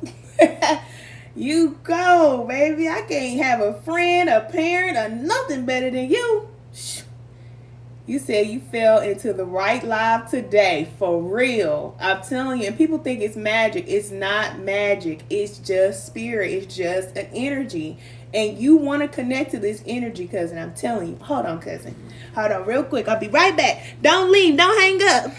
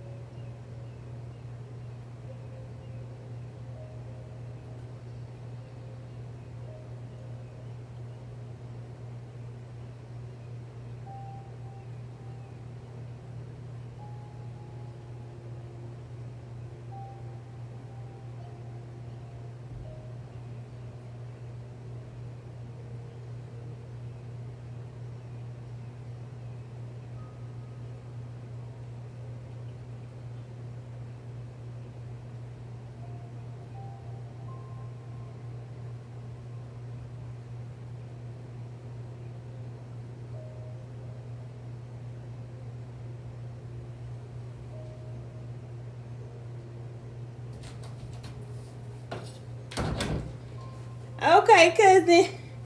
I'm back. I had to go check out something. Sorry. Look, y'all see my cute blanket? Target. Or was it TJ Maxx? I think it was TJ Maxx. Where the real moms go. Y'all don't know about TJ Maxx, okay? You said Peaches, the Oracle, Candy's the truth. Oh, thank you. I love you, water bottle. Hey, cousin. Yes, TJ Maxx, where the real moms go. Y'all know. I can go to TJ Maxx and get some bedding for my bed, some clothes for me and the children. Give me some organic popcorn. I can go get some socks, drawers, and they have some pillows with copper inside of the pillow. I was like, how did they do this? Hey, cousin. Yeah, I was just like, how they put copper inside the pillow? But I ain't gonna lie, it's been helping me sleep better. It's been helping me sleep better. Now, I think you get 2 pillows for like $26. Yes, copper in the pillows. Yes. Now, you know they say when you wear copper and things like that, it like, you know, help with your energy and charging you up and stuff like that. I was like, oh yes, give me 2. Give me 2 of these pillows. I was sleeping good too. They had some with bamboo, like a bamboo wood or something like that. I just love TJ Maxx. I do. You said you wear a lot of copper. Yes. Copper, but I put it in my hair, you know. Put your little copper in your hair. It helps. It does help. And gold. Get you some real gold too. I love gold. That's what they told me at the store. They said, you love gold, don't you? You from up north? I said, I do love gold. But I don't think that's an up north thing. I just think, you know, just certain people look better with gold on, I think. That's just me. My daughter, she loves silver, but I'm like, I don't even know why they make silver. You love gold too? Yes. I love gold. It just does something. It's just like, you don't even need that much. Just a little bit here, a little bit there. You know? You said you used to wear only gold as a teenager. I love it. I love it. It's so cute, you know? You put your little dress on, you know, put your little outfit on, just throw your few little pieces of gold, little razzle dazzle. You said look good on black skin. Well, that's what you said. I ain't saying that. I ain't saying that. I ain't saying that, cousin. Okay. So let's see. Okay, so what else are we going to talk about? Okay, so ways to know if you shouldn't eat meat, okay? So the ways that you know that you should not eat meat is extreme weight gain, or you want to lose weight, you don't know how to lose the weight, okay? It's because of the meat. That's what we already talked about. Sickness, that's number one. If you have reoccurring headaches, if you get sick all the time, if you're always getting colds and stuff stopped up in here, and you getting all this, you know, phlegm and mucus and stuff like that, it's the meat. It's coming from the meat, all right? So you want to start detoxing and stuff like that. Also, too, if you start to, like, you know how you get that little phlegm in the back of your throat every time you eat something, you start feeling like, you know, you want to cough something up, it's from the inflammation, okay? It's coming from the food or from the meat. Mood swings, depression, anxiety, irritation, fatigue, tired. If you're tired, like you go up a flight of steps and you just get instantly tired, it's the meat, okay? You want to start to detox, all right? Unexplained anger. This is a big one, cousin, okay? Because a lot of times people be thinking that they mad, irritated because, you know, somebody did this and somebody did that. No, you was already mad. You already was mad, okay? And it's because of them ugly little friends. You got all them ugly little friends and all them souls stored up in your energy, and they mad. Because, again, you don't know what happened to those animals in order for them to be on your plate. You don't know. So, a lot of times, that's where it comes from. That's where it comes from. Okay, what's good for protein? Cousin, I got that right here. We get ready to talk about that. Okay, so healthy protein, plant-based protein. This is what I eat all the time, every day. Quinoa, all right? Quinoa is just like rice, but it's grain. So instead of eating rice, you can switch over to quinoa. Don't let it intimidate you, because it looks like these little bitty seeds. It just looks like these little bitty seeds, and you're just like, what is this? It fluffs up like rice. So the way that you prepare your quinoa, it makes a big difference, because if you don't prepare it correctly, it's going to taste mushy, or it's going to taste like rice, like bland rice. So the first thing I do before I make my quinoa is I will saute like onions, peppers, celery. You know, you get all your wet herbs and whatever, your wet seasonings, and you just saute that in some grapeseed oil, or you can use avocado oil, and you'll just saute that. You can put garlic in there, and then you put your herbs in there too for seasoning. Then you let that saute for like 2 minutes, you know, build up that flavor. Build it up. You know how it smells when you get them onions and peppers. You're like, oh, okay. When you start smelling that in the air, okay, now you go ahead and rinse off your quinoa. Don't soak it, even though it says soak it. If you soak it, it's going to be mushy. So you'll just rinse it off. Like, don't put it in a strainer because they're so small. But normally I put it in a bowl. Put it in a bowl, and then you put a plate on top, and then just drain the water out.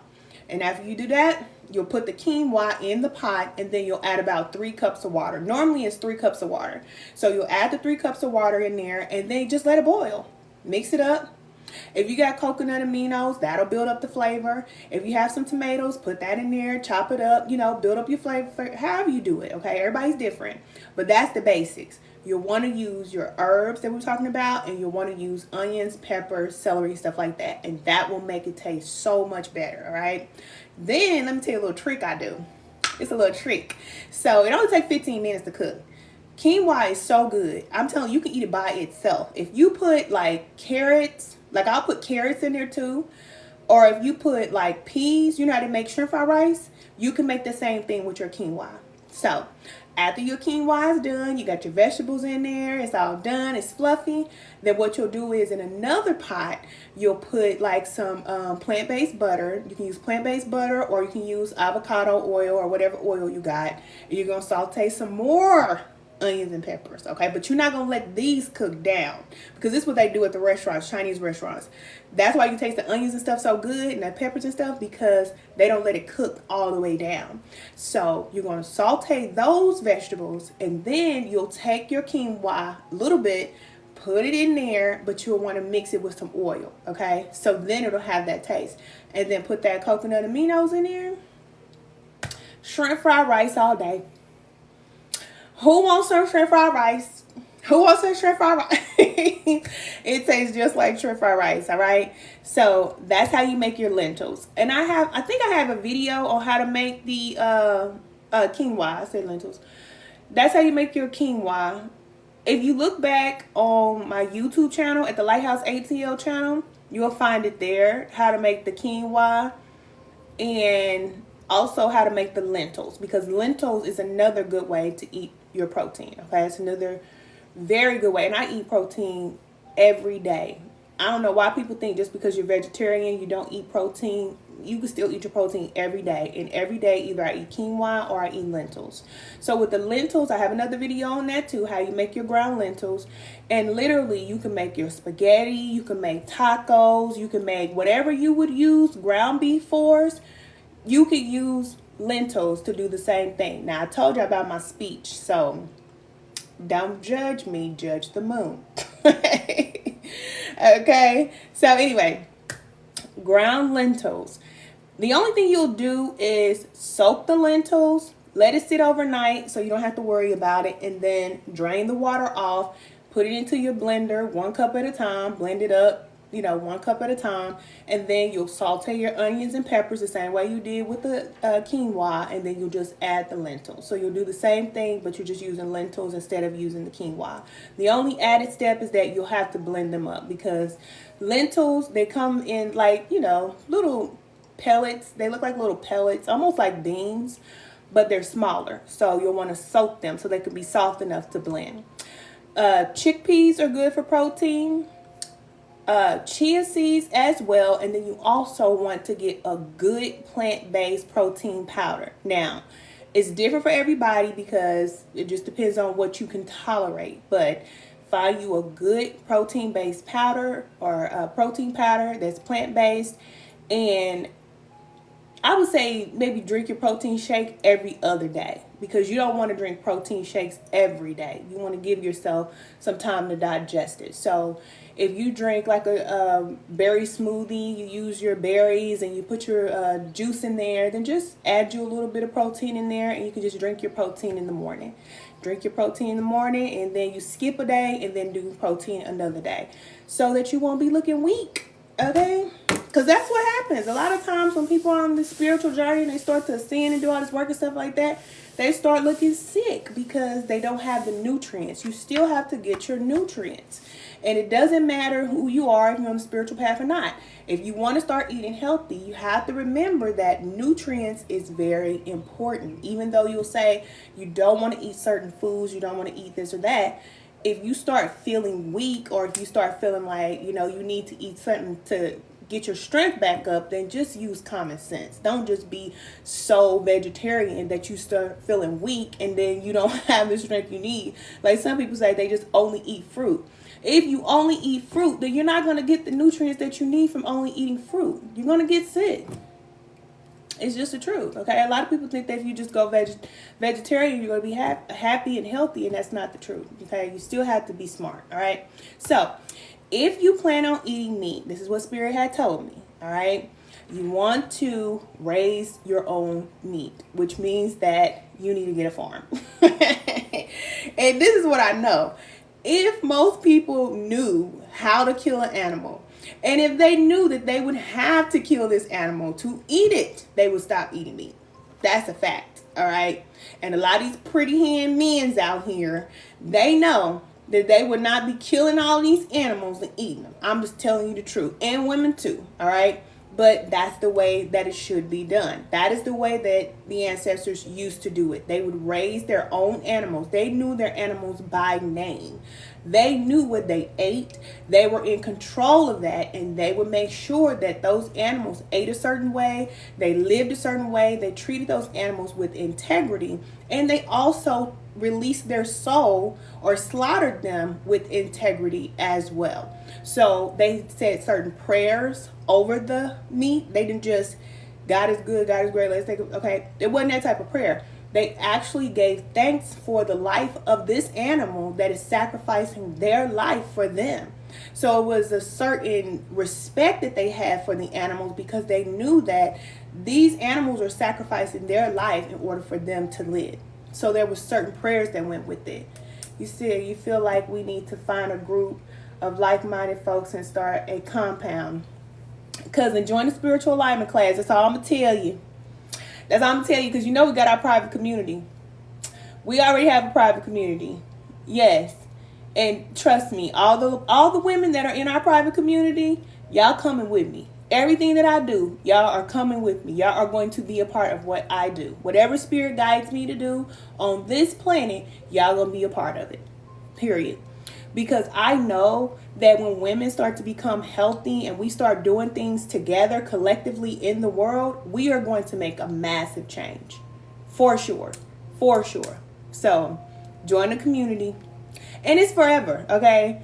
You join a spiritual alignment class, you'll start to do the work, and I'll give you the assignments and all these type of things to help you with self-awareness and all of that. So you'll have that, but at the same time, you'll always be a part of the community.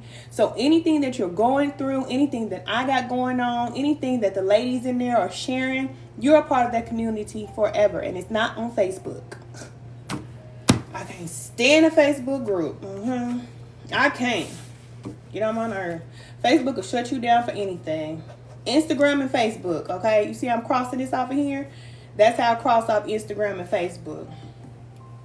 How do you join? Okay, go to the Lighthouse. So you'll see it. Just click my picture and go to the Lighthouse. And there's a lot of resources. Sorry, I don't always share because I always assume that y'all know. But if you go to the Lighthouse, then you'll see you can ask questions. You can come to a Sunday session. You can join the spiritual alignment class. There's workbooks. There's a lot of different things that are at the Lighthouse. So anything that you need, just let Spirit guide you, okay? But the spiritual alignment class, I'll always tell y'all to join the class because then I get to work with you personally and I get to know you as a person versus, you just hearing me talk. So that's why I tell y'all to do that. You said my pockets get a little fatter. Period. Cousin. You said, cousin, I got to get some extra fun. It's going to come. It's going to come, cousin. I know you're going to join. You're going to join. So, all right. So that's what you should eat if you want to start plant-based protein. I think we passed that. Okay, now we were talking about the integrity of the animals, sacrificing the animals with integrity, portion control. That's very important because even if you are raising your own animals and stuff like that, you still want to eat in moderation. You don't want to eat an animal every single day because that will begin to affect you, okay? So how do you connect with spirit? A lot of people ask me this. Join the spiritual alignment class. Okay, pray, all right? Pray and ask for what you need. A lot of times we don't have the support we need because we are always trying to do everything on our own. That's how humans have always been. We have always done this. We always feel like we got all the answers. I'm going to figure it out and this and that. If you want to keep living like that, then keep living like that. But I don't live like that. And I don't suggest anybody live like that because we have a creator. The source that created us is the only one that knows your blueprint, that knows everything about you, that can help you, that can save you, that can restore you, redeem you, protect you. You got to get connected to spirit. But there are certain things that you must do. So when spirit is guiding you to do certain things, it's because spirit is really wanting a connection and relationship with you. So once you start to connect to spirit, then you will actually start to lose the desire to be around regular people. I was like, you'll want to start being around people that are more elevated. And I'm not just talking about like financially having more money. I'm talking about people who have a certain mindset, people who are actually changing the world, people who are actually forward moving, forward thinking, people who actually, come to this planet to do great things. And you'll be able to connect to your tribe. But it doesn't come before you connect to spirit. We want relationships. We want to be married. We want to have the family. We want to have all these things. But it does not come before our connection to spirit. It just doesn't come. So this is what a lot of people don't talk about, and it's because they don't know. Like I said, they in the dark. But after you come out of darkness, spirit will reveal certain things to you. So when it comes to relationships with anybody, if you want your relationships to work, then you have to connect to spirit first. Don't let somebody just come to you and say, oh, I want to be in a relationship with you. Don't just go to somebody else and say, oh, I'm going to be in a relationship with them. You don't know if that's somebody that you should be in a relationship with. And most of the time we're choosing people because of how they look, what they have, all these different type of things. But no. And some people are just in a relationship with people and you're just like, I don't even know why I'm with you. Can we be honest? Some people in a relationship is like, you look at this person, you're like, how did I even get with you? I don't know what I was thinking. I don't know. You wasn't. Okay? You were not thinking. And don't judge yourself, okay? So how do you, okay, hold on one second. You say you needed this in your life. I got you, cousin. You said, do you have any recommendations for men that want to wear head wraps? Men that want to wear head wraps? I don't know. I know that a lot of men wear, what are those, I can't remember what they're called, cousin. I can't remember what they're called. But you have to look it up. Just go to Google. Google knows everything. But you can wrap your hair up however you want to. If Spirit's guiding you to wrap your hair up, men used to wrap their hair up too. Not just women, men too. It's very important to wrap up your hair. And I don't think people understand it, but that's okay. Okay? We'll get there. But especially women. And a lot of women, sidebar, a lot of women are out here with bald heads. Bald heads. A lot of us, because you don't see nobody else out there with no bald head, okay? And with all of the power that we have, all that we have in us as women, there is a reason why we have long hair, or we have hair, more hair than men most of the time. Because that is a layer of protection for us. A second layer would be to wrap up your hair, okay? Because action is a prayer. So anytime you wrap up your hair, it doesn't matter if you're a man or a woman. You can wear a hat. You can do it however you want to do it. But that is your prayer for protection over your head. Women are very highly intuitive, very highly connected to spirit, or they have the potential to be. I'll say that. But they're walking around with bald heads in this environment. Listen, it's all kind of stuff going through the air right now. Ooh, every time I see a woman with a bald head, I want to cry. I just want to cry.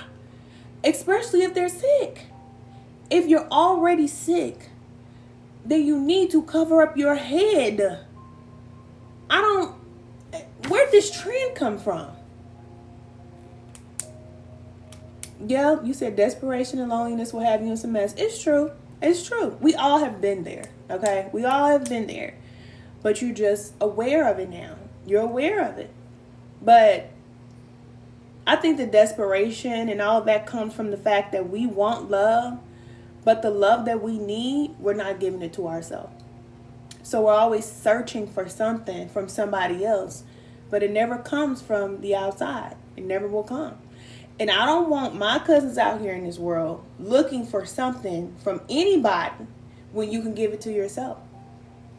Take care of yourself. Take care of yourself. That is the only way that you are going to be satisfied.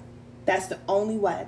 Because I promise you, once you start working on yourself, loving yourself, and you're putting all this good energy into yourself, you are going to protect yourself in a way that you never have before. You're not just going to let somebody come walking into your life, sucking on his teeth, and throwing some dollars in your face and talk about, I'm the man, you need to be with me. You're going to be looking at this man like, come again? Come again? Who sent you, first of all? Where did you come from? And what do you want? You're going to ask questions. And you're not going to be looking at the men. Okay, now we're going to talk about men. You're not going to be looking at the man as a prize. He's not a prize. The Bible doesn't say a woman who finds a man finds a good thing, because most of the women who find a man, you just going to find you a project. Okay? If you've been in a long-term relationship, you know what I'm talking about.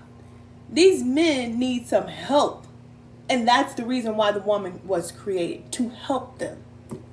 And the man who finds a woman finds a good thing. And not only does he find a good thing, he finds favor. He gets favor from spirit for being disciplined and taking care of this woman. There's a certain favor that a man gets when he becomes a husband to a wife. Okay? So the women are out here going after the men, and men have put it in women's head that there's this 10-1, and we need to be playing this game. Like, we need to just go out there and find us a man, or be out there and be attractive for a man. Baby, no, you don't. Not when you're connected to spirit. You're being guided by the creator of all life. All you got to do is what you're guided to do. And spirit will guide you and tell you how you should dress, what you should wear. I didn't just want to start looking like this. This is how spirit created me and put me in on it. Like, okay, this is what you should be doing. Because I didn't know when I was in darkness. I did not know. I was wearing all kind of colors and all kind of weaves and wigs and stuff. Baby, I didn't have a clue. Looking straight up crazy. Now I look back at myself, I said, what the world was... What did I have on? To me, it felt fine. But now I'm like, oh, okay. I was out of alignment. And you'll see that too, like especially with a lot of spiritual people. Baby, they have all kind of stuff on, hanging off of them. Nose rings, 2 nose rings, all kind of this, all up over them and all kind of stuff. No. That is a phase, okay? So we don't judge because, like I just told you, I was like that. I had crystals and all that stuff all over me. I was like that. That's a phase. But then you'll go through this phase where it's like you take all of that stuff off and you just exist, and it's very plain. It's like when you become one with spirit, there's no form. There's no form. There are certain angelic beings, they have no form. You cannot think about how they look because they don't have an image there. That's the reason why we're not supposed to put an image on things that are in the spirit, because you don't know what it looks like. Just like spirit has no form. Spirit is not a man upstairs or Yeezus or none of these people that people think that the Most High is. Not that, okay? If you think about spirit, this is why I always say spirit, because it's everything, but it's nothing at all. And that's how you learn to be.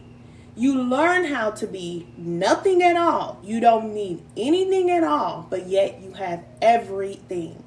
And you become everything, so you don't need all of that extra stuff. Listen, I went through my sage burning, Palo Santo burning, crystal wearing. I went through all the phases. Altar burning, ancestor money. I went through all of that just to become nothing and have nothing, but can have everything now. You see what I'm saying? So when you think about spirit, it's just like being in this room, all right? There's air in this room. There's oxygen in this room, but I can't see it. I cannot feel it. I can't grab that. But I know that it exists, because if it didn't exist, I wouldn't be breathing. So it's here. You feel the wind blow? You can't see that. You can't grab that, but you know that it's there. That's what spirit is. Spirit is a force. It's energy. It's the all. And it's just not the good, because we've been taught that God is just good. It's just not the good. Just like we're not just good. And we're made in the image of, all right, the creator. So we have our dark and we have our light.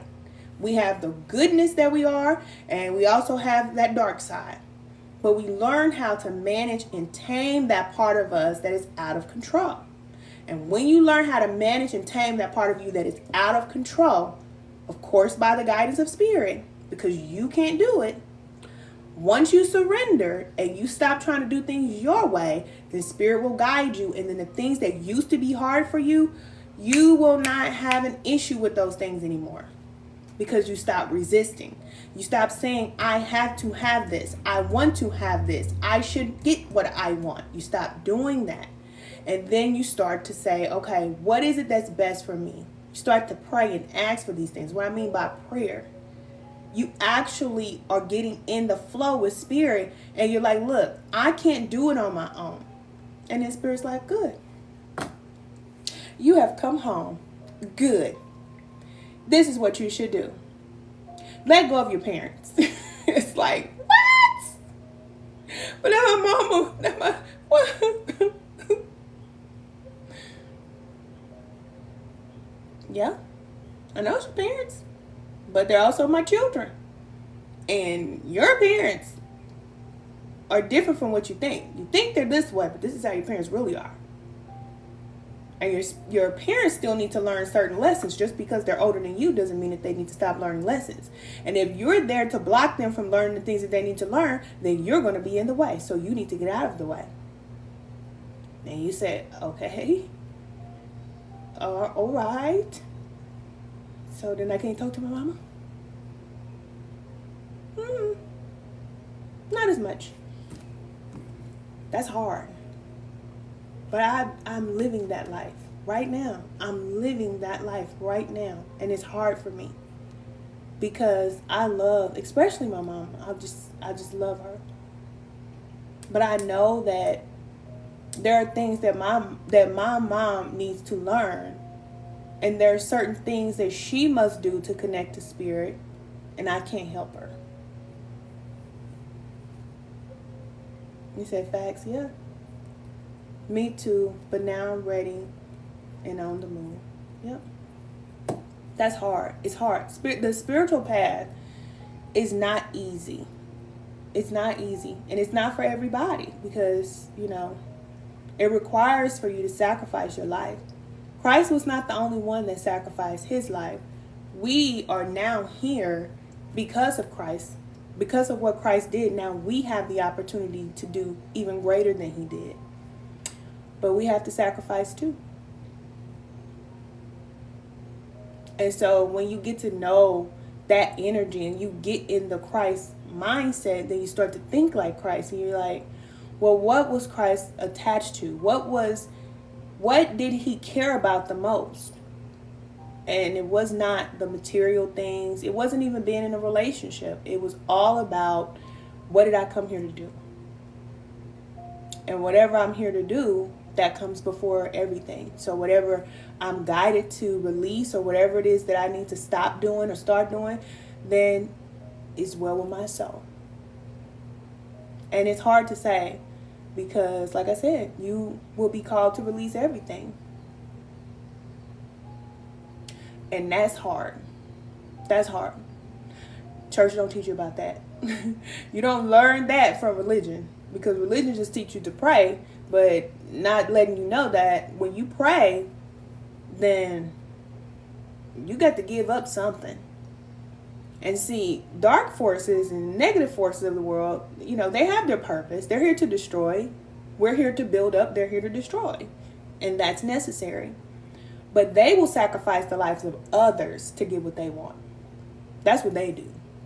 They don't mind taking advantage of another person and sacrificing another person so that they can get ahead. But we are created differently. We sacrifice ourselves, our wants and our desires every day. Every day. I could go out and do what I want. I can be where I want. I just moved to Atlanta and, thought that I was going to come down here and start turning up and have a good time.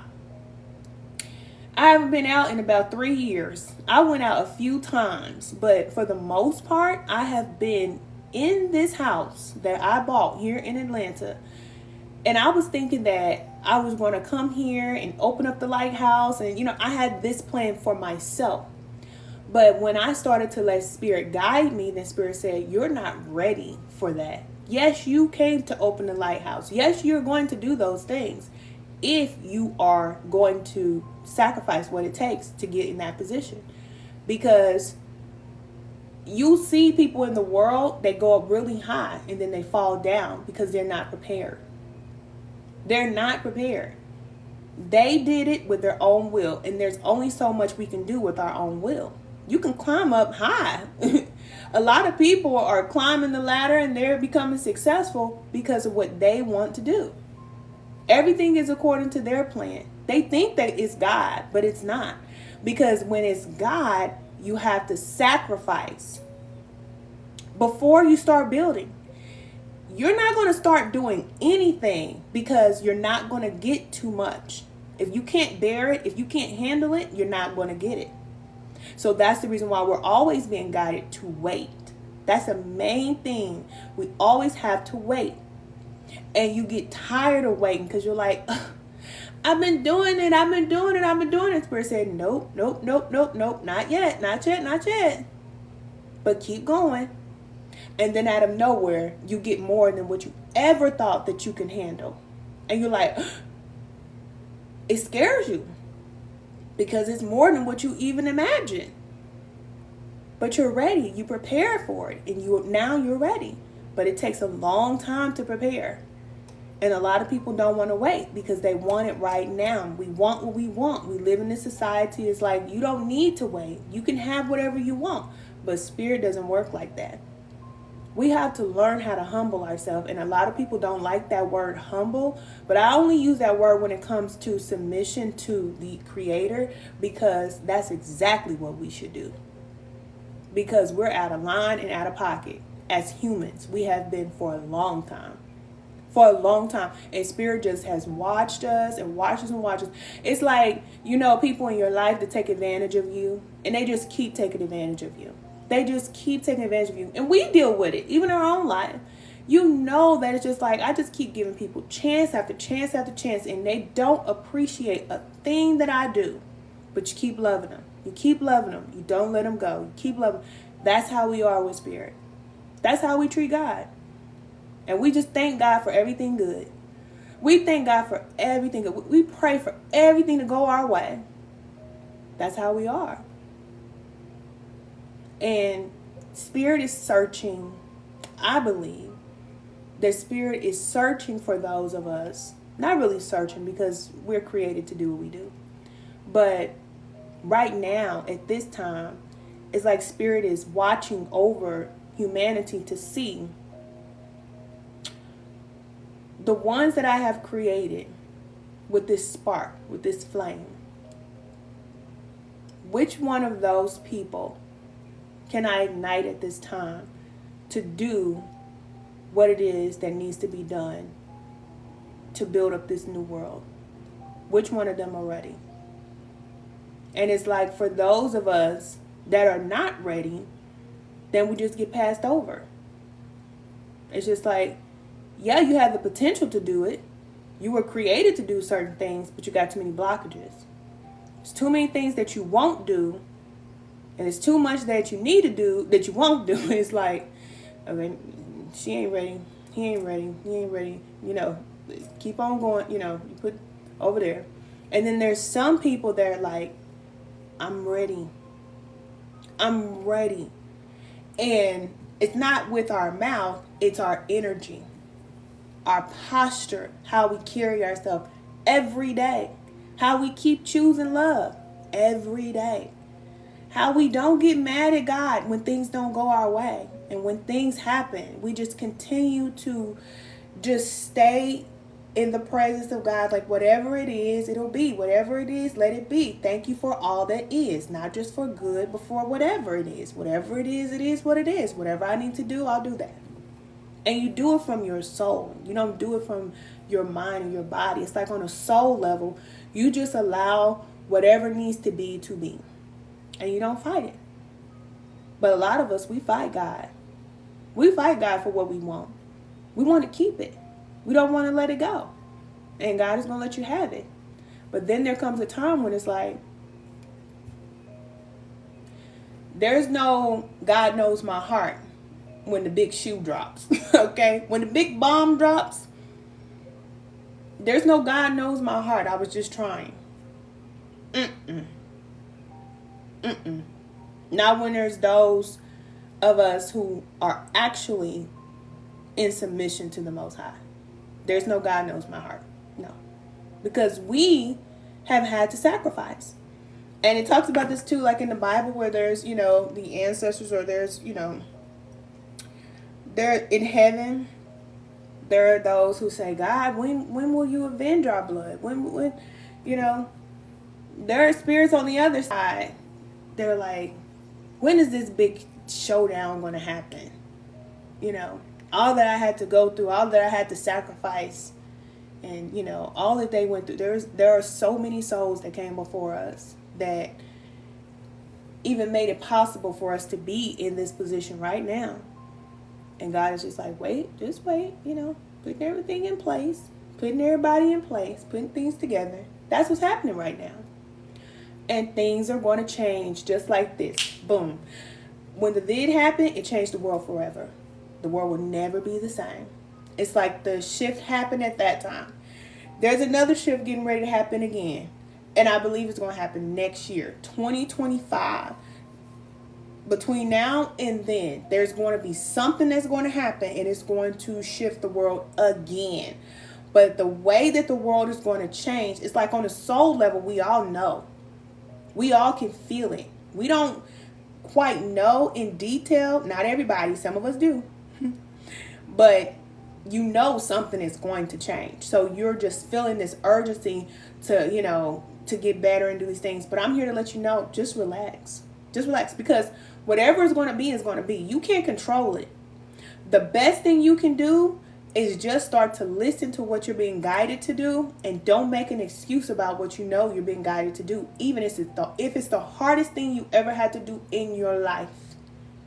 Is it worth it to be disconnected from spirit because you want to do it your way? Because you don't know what spirit is preparing you for. You don't know. And if even, like I said, your parents, being disconnected from your parents, because normally that's a hard thing for most people to do. That's hard to do. But if you are being guided to separate from the world, it's because you're being set apart. And when you're one-on-one, knee-to-knee with spirit, all you can do is listen. You don't have any distractions. And you're ready. You're ready. And spirit will send you through. It doesn't mean you're just going to be sitting there eating bonbons outside, frolicking and walking around with your shoes off in the grass. No, you're going to be outside crying. You're going to be outside crying some days. Sometimes you're going to be out there, you're going to be looking up at the sky like, what is this about? What is going on? You don't know. Some days you're just going to feel like that. But you just stay in the car. It's like, your homie come pick you up, come ride with me one time. That's what God doing right now. Come ride with me. Don't jump out. Don't jump out.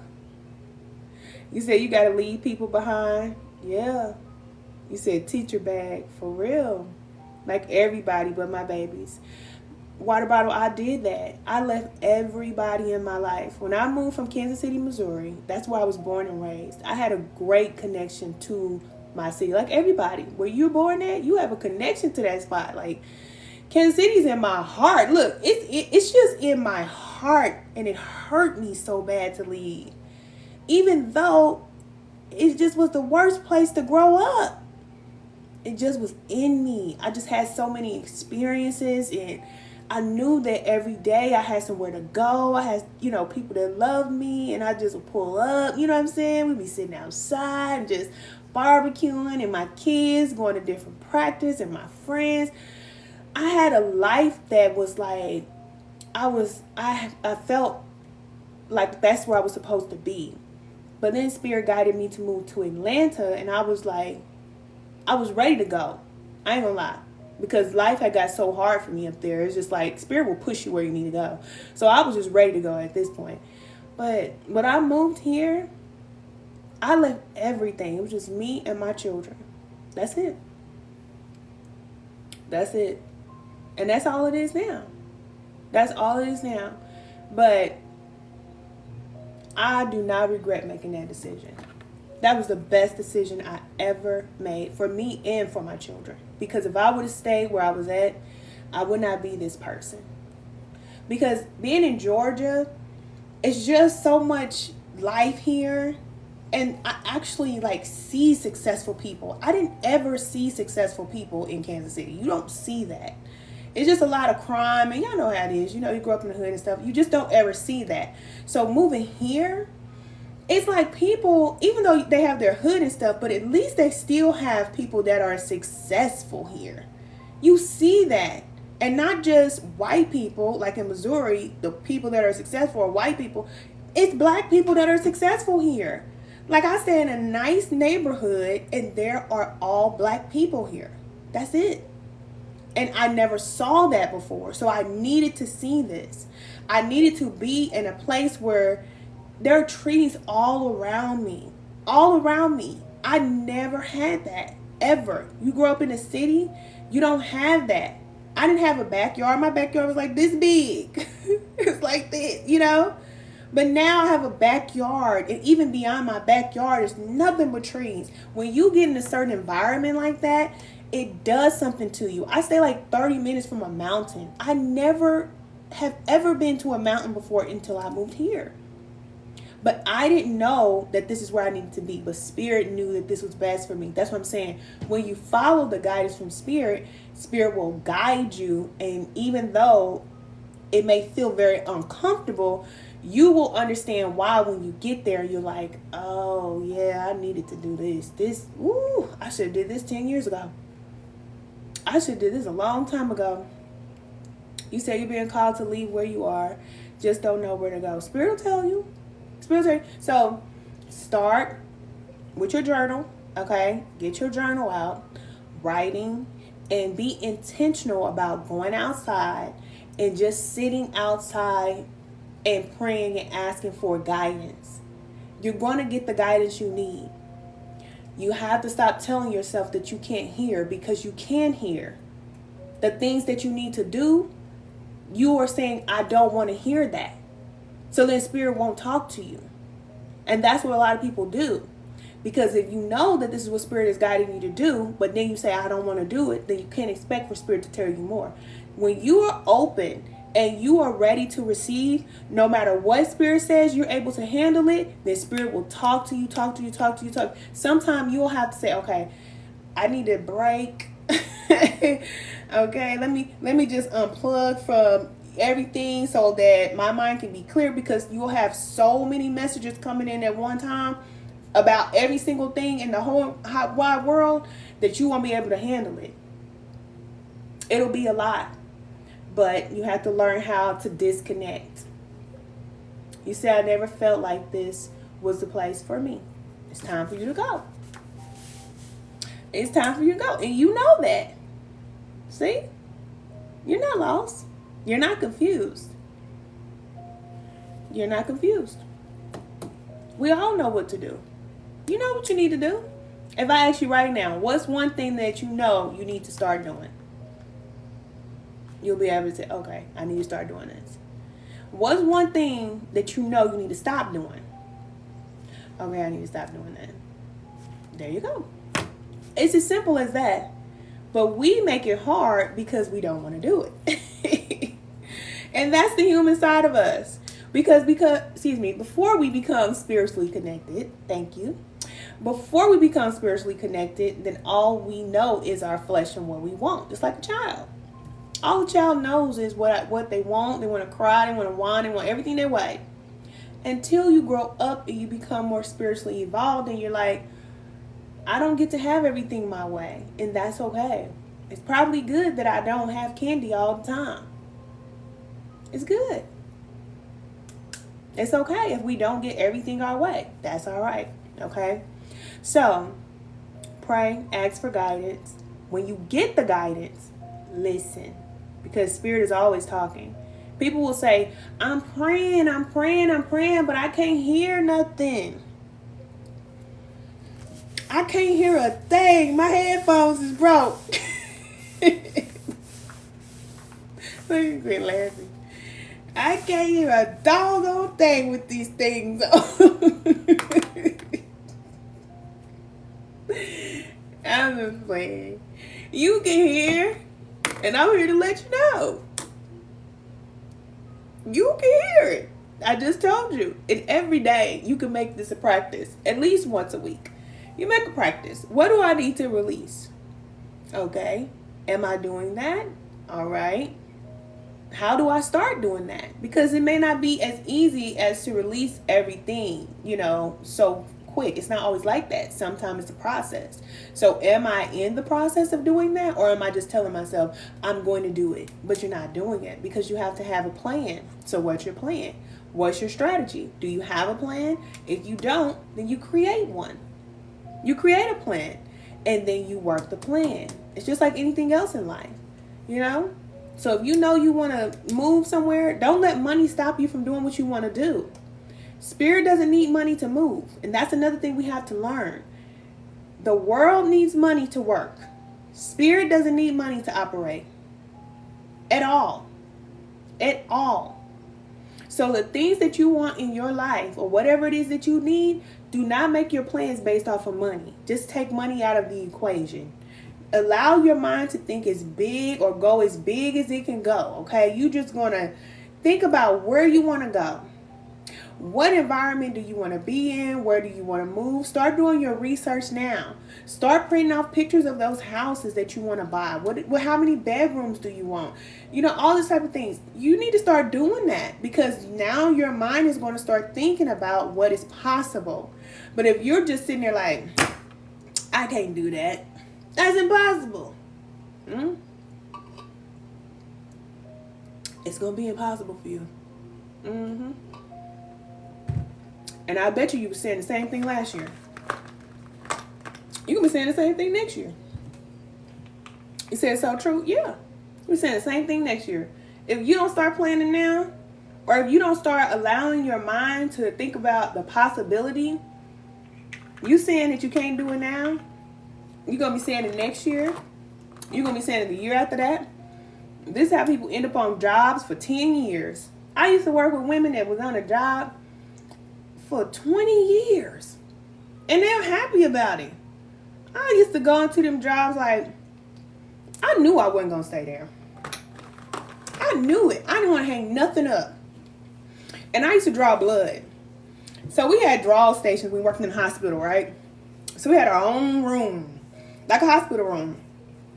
You said guilty? Yeah. So we had a hospital room.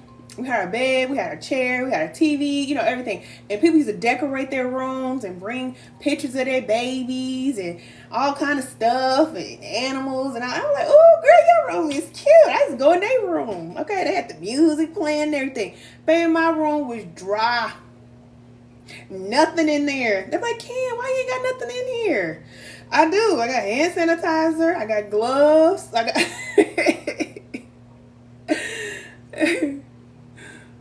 Yeah, you said, what do you recommend for doomsday thinking? Don't even worry about it.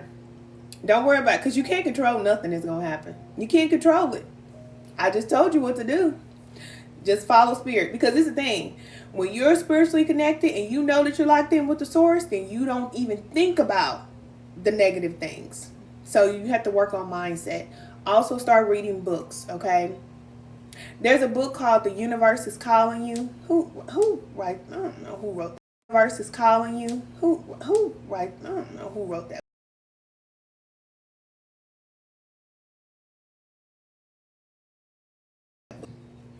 I don't think it's Eric Butterworth. I said Eric's. Eric Butterworth. I think it is. It may be him. Read that book or listen to it on YouTube. All right, listen to some audio books. If you don't like to read, get on YouTube, look up self-development books or mindset books for mindset. Look it up, okay, and start playing these things before you go to sleep, okay? If you have headphones, then you may not want to use headphones, but just put it on your phone before you go to sleep at night and sit it next to your bed. If you got one of those little tables, just sit it next to your bed, let it play while you sleep, okay? Let it play while you sleep, while you washing your dishes and you in the car, whatever you're doing. Just, turn on your little book sometime and just listen for 10 minutes. You don't got to listen to the whole thing. Like me, if I'm reading a book, like I could read like 3 or 4 books at one time. But you know what I do? Read one page. Whenever Spirit guides me to read something, I'll read one page or one paragraph and Spirit will give me whatever I need. You don't have to read the whole entire book all at once. Don't set these timers and I'm going to be done with this book in 5 days, but you ain't getting nothing from the book. It don't matter, okay? Don't play yourself, okay? If you're going to read a book, get something from it, but don't push yourself. We got to get out of the habit of pushing ourselves to do every single thing. That's not how things work. Not in the new world, maybe in the old world, not in this world. So listen to your book, okay? Just listen to it for a few minutes. Get that bar, whatever spirit trying to give you. Boom. The more you start practicing, like working on your mindset every day, then it's going to help you. But if you're around a lot of people, like how I was around a lot of people that did not see success, was not thinking about success, wasn't worried about it, you're going to be the same way. And that's just how it is for most people. It's not just you. That's just the environment a lot of us come from. That's all they know. And we'll look at them like, dang, why y'all not wanting better for yourself? Why y'all don't? Because they just don't know. They don't know. And we would be there too.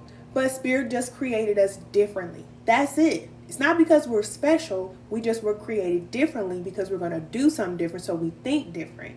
We actually want to know more. But a lot of people, which is most people in the world, we know they're not going to succeed. All right. There's a broad road of destruction. And many people are going down that road. We have to accept that. So if people are wanting to be destructive or they want to destroy their life, they want to stay how they are, you let them be like that. But that doesn't mean that's how you have to be. And if you can't go to a seminar or go to join a program, a class or community or something like that, then you get online and do what you can with whatever is free. Okay? Do what you can with whatever is free. It's called the universe is calling you. You said so true. Learned that the hard way. Yeah. Cousin, we're always learning, okay? We're always learning. We got to give ourselves credit, though. Because I think that, we want things to be perfect in our life, Everything need to be just perfect. I'm going to bust your bubble right now. That ain't never going to happen. You say, oh, when I get married and I get me a house and I get my car and all that stuff, my house going to be happy. My house going to be happy. Everything going to be peaceful around here. No, it ain't. Something gonna happen. I promise you. You get married to your husband gonna get on your nerve. I don't know why women think that just because they get married, that they gonna get married to a man and life gonna be better. Listen, men are annoying. I don't know if y'all know this or not, but they are mad, crazy annoying. They think they know everything, okay? And they don't, but you have to let them believe that they do. You know what I'm saying? They don't listen to you, even though you can help. They still want to do whatever they want to do, and you have to let them. Yes, it's called the universe is calling. Yes, cousin. Hey, cousin. I love you. You said, yeah, you're so right. It's true. Like, women's like, oh, I just want to be with a man. You already stressed out right now. What you think a man gonna do? Get on your nerve. Lick at his teeth.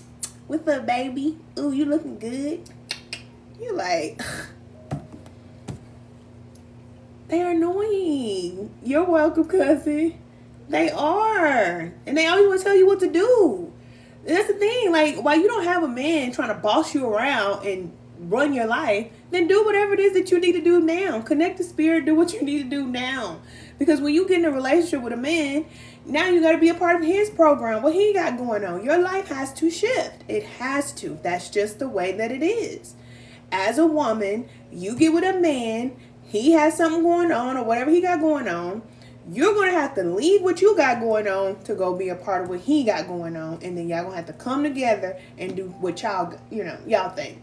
But your house and your thing, whatever it is that you're doing right now, not to say as far as your life purpose, because you still are going to be doing your thing. Like, you're going to live in your purpose.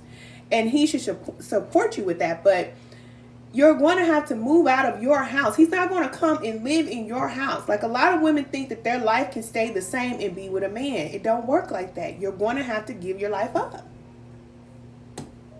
Yes, Eric Butterworth. Yep. Yeah. You said God is all I need. That part. I ain't mad at that. I'm not mad at that. Like, some people think that that's a selfish thing to say, or you must be hurt or something like that. But no, it's true. You want to be connected spiritually first, because then you'll know what man is for you. You'll know that the man that comes into your life, Spirit actually guided this person to be a part of your life. You're not just making these same mistakes or, whatever it is that you're doing when it comes to relationships. When you're connected spiritually, now you have the discernment that most women don't have. Most women are with men and men are playing them. Whole time women got the intuition to connect to spirit and letting the man play them. They're not even smart. I'm just playing. And all the men out there, y'all smart or whatever. Yes, you is. And I did say you is.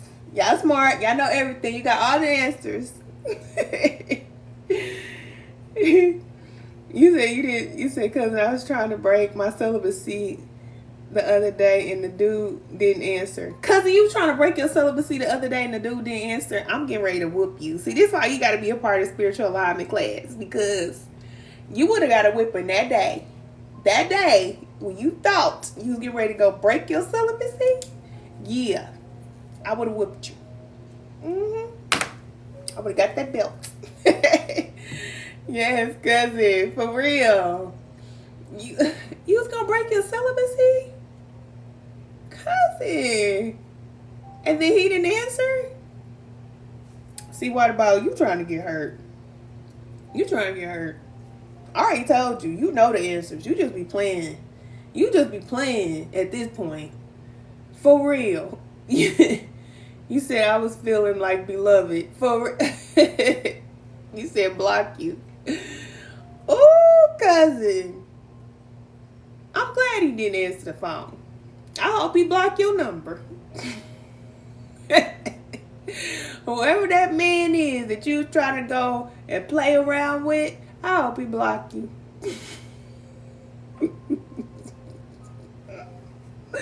I know. You said, cousin, what kind of cousin is you? A good one? A good one? You said, me too, cousin. I was glad. See, Spirit trying to save you. For real. And a lot of women don't know that Spirit is actually trying to save us. He said, yes, indeed. For real. Like, Spirit be trying to save us from these men. Now, I told y'all already that these men are going through a major transition right now. They are going through some stuff, okay? They may not tell you, because a lot of times they don't. They don't tell you. But these men, a lot of them, they have had so much karmic energy stored up on them from all of the massive amount of women that they have been with. Like, I know people, like my own brother, for instance. He told me that he can't even remember how many women he's been with in his life. He's not an old man, all right? We're young. There are men, most men, they have a nasty appetite for women. And they feel like they can't control it and that that's natural. And Spirit is about to show them that that's not natural and it's not normal and it's not okay. Because what they're doing is taking advantage of women, and women are the weaker vessel. We just are, physically. And women a lot of times are going to men in order to get what they should be getting from Spirit. But we gonna talk about that too, ladies, because we ain't off the hook. But because the men know intuitively, remember, these men are hunters. They are connected spiritually, but they use their intuitive abilities for survival. Okay? They use their intuitive instinct for survival. So they are able to look at a woman and see, oh, she's like this, she's like this, she's like that. They can read you, and they're reading you. Whole time, you just up there. You got your little dress on. You're like, this man reading you like a book, and you don't even know it. Yeah, I know she said that, but she gonna do this. I know this, yeah, but she gonna do that. They, in the back of their mind, they know. And the woman, we have our instinct and we have our intuitive connection, but we use ours to nurture. So we are the nurturers, and they are going to be the, I ain't gonna call them. They're not predators. Some of them are. I'm just telling you the truth. There are some men that are predators. And not just, the ones who are doing things to children, even though there are men out there like that, because they have this nasty, nasty energy on them. They do. And it's gross. And women can't see it. You can't see it. And you want to know why you can't see it? Because Spirit won't let you see it. Because you want it. It's what you want. So as long as you want it, then you'll keep getting the same type of man, the same man doing the same thing to you, and you won't be able to see it.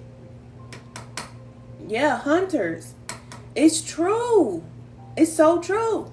But when you back up and now you're connected to Spirit, then Spirit will show you. Look at him. Listen to him. This is what you need to know about him. This is what you need to know about his whole bloodline. Spirit will tell you about a man's whole bloodline. Everything you need to know about them. It's what you need to know. But you don't know that if you just going blind out there in the world. And then women going blind out there, going on a blind date. And a lot of women are getting hurt now physically. And a lot of women are going to keep getting hurt physically because that time has come for those energies to be removed. Okay? But they don't always leave very nicely. Okay? And I'm just going to be real with you. Now, I know how to remove dark forces. That's what I do. I do that. But the thing is, some of them will move. Some of them will destroy before they move. So, it just depends. You never know. And a lot of these men have these negative entity attachments. They do. They do. And they don't even know why they do the things that they do. They don't know. They think it's them. They think this is the way that I am. Women too. Because when you're sleeping with a man and he's confused in his head, he don't know why he is the way that he is. He's doing things he's doing. He don't know. That is not him that's like that. It's what's within him, what's on him, what he's carrying with him. You say you told your son the same thing. Oh, it's real. It's real. And we have to start teaching our sons this, because the men in the world will teach our sons to go out there and date and sleep with as many women as you can. That's what makes you a man. They don't teach them anything about building, about, being financially stable, or, none of the things that matter when it comes to a man actually knowing how to be a man. Discipline is the main thing. They're not teaching them how to be disciplined, but they'll teach them to go out there and just do whatever you want to do. That's what makes you a man. And that's sick. That is a lie. That is a sick lie. That what makes you a man is the fact that you can just go out and do whatever you want to do. Does that even really make sense? It doesn't make sense. But you have to be spiritually connected in order for you to hear certain things. You can see certain things, and it's just like, no, that doesn't make sense. I don't care what everybody else says.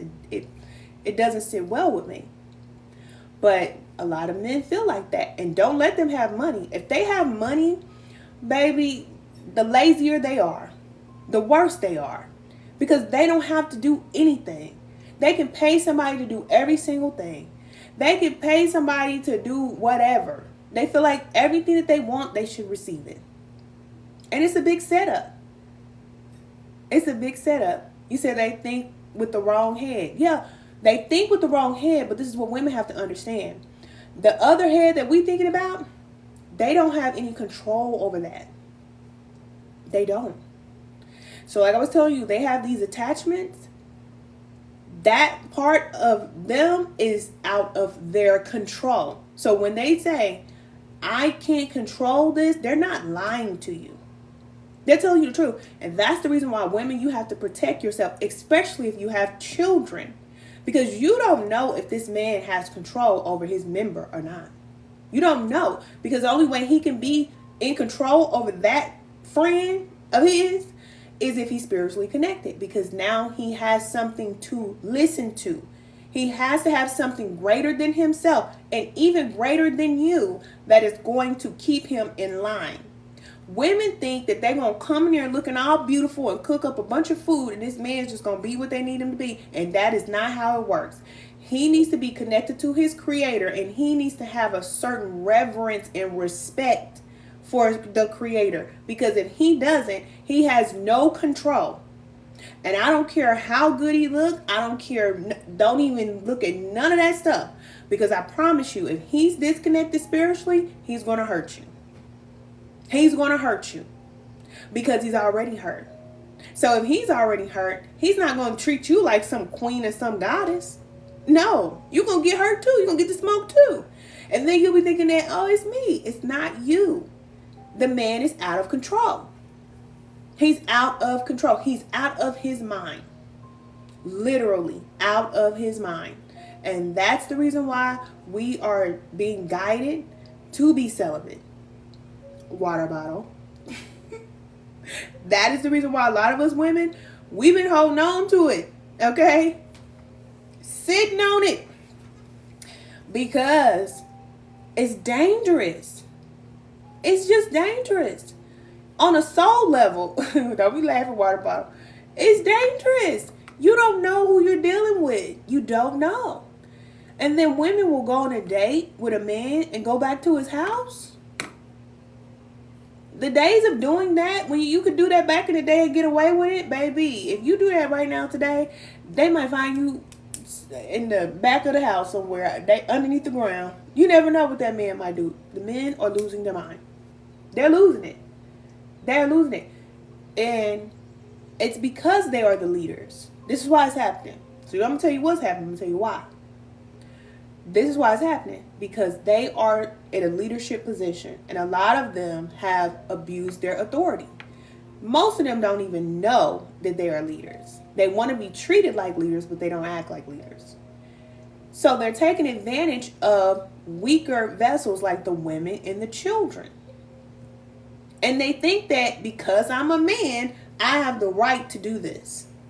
I can sleep with as many women as I want. I'm a man. I have the right to do it. I don't care who it hurts. I don't care if I hurt a little child. So what, you little kid? They don't care. And that time is over too. And a lot of them, even though we talk about Diddy, we have to understand that it's greater than what he is doing or what he has done. A lot of them have these connections to these spirits. And the spirits are always looking for a host. It's not just men, women too. Women are abusive. Women are out here doing some nasty, hateful things too. A lot of women don't even want to be around other women because they're so nasty, because of the connections that they have and the spirits they have on them. It's real. So it's not just the men, but the men are getting it a lot harder, because it's like how your mama used to whoop the oldest one because the oldest one was in charge and all this stuff broke out the way that it broke out. That's what's happening right now. Mama go to work, right? And mama put the oldest child in charge. The oldest child start acting a fool. Mama come back, that oldest one gonna get it the worst. So that's what's happening right now. The men are in charge. They are the leaders. Women don't have to respect it. You don't want to have to hear it. I don't care what you got to say. They are always supposed to be in the lead. The women are here to help them. So if the creator gave the woman to the man to support him, and he then says, well, I don't care about these women. I can have as many as I want. They're going to do what I want them to do. No, that's over. That's over. That's over. They don't understand what the woman is there for. A lot of these men don't even want the woman to recognize her potential. All she can see is him all day. Her eyes got to be like this. Don't look left. Don't look to the right. Look right here at me, baby. Look right here at me. That's all the men want. These women have a purpose that is greater than being your wife, man, whoever you are out there, if you're listening. We are not just your little wife, all right? Big wife energy. Time out. That's what a lot of these men want, because they want control. Because a lot of them are insecure. That's why you don't want to just go in a relationship. Get to know these men first. Get to know how they are. Just because he's saying that he's going to take care of you and buy you things, do his things for you, he could be blocking you still. He still could be blocking you. My ex was like that. My ex was not no slouch. He used to take care of the bills, take care of me, take care of my children. He was taking care of my older son before I even had children by him. But when I got ready to go back to school, when I got ready to get a job, when I got ready to do what I want to do for myself, then we get into arguments all the time. All the time. It's like, now we already were getting into it, okay, because we're young. But we really started getting into arguments all the time when I started wanting something for myself. Now, you know, island men are a little different, okay? Men got that island blood. They just, I don't think they want their woman to do nothing but have children, honestly. And there are some men that are like that. They just feel like all you're supposed to do is look cute and have babies.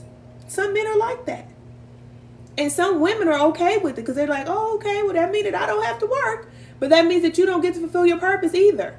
See, I always knew that I had something greater in me. Did I know what it was? No, I didn't know what it was. But I just knew that I didn't want to just be sitting at home waiting for him to come through the door every day.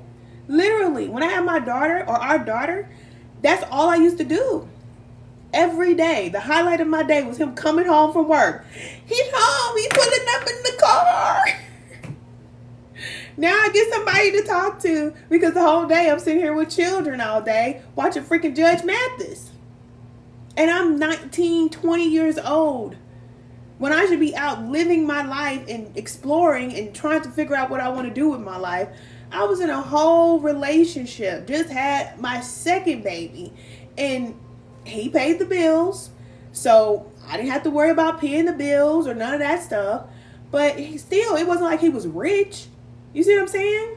So to some people, especially where I come from, it's like, that's a good man, Ken. Like, he's paying the bills. He's come home every day. That's a good man. But I wanted to have my own life. So when I wanted to go back to school and stuff like that, he's like, well, who's going to watch Diamond? That's our daughter. Who's going to watch Diamond?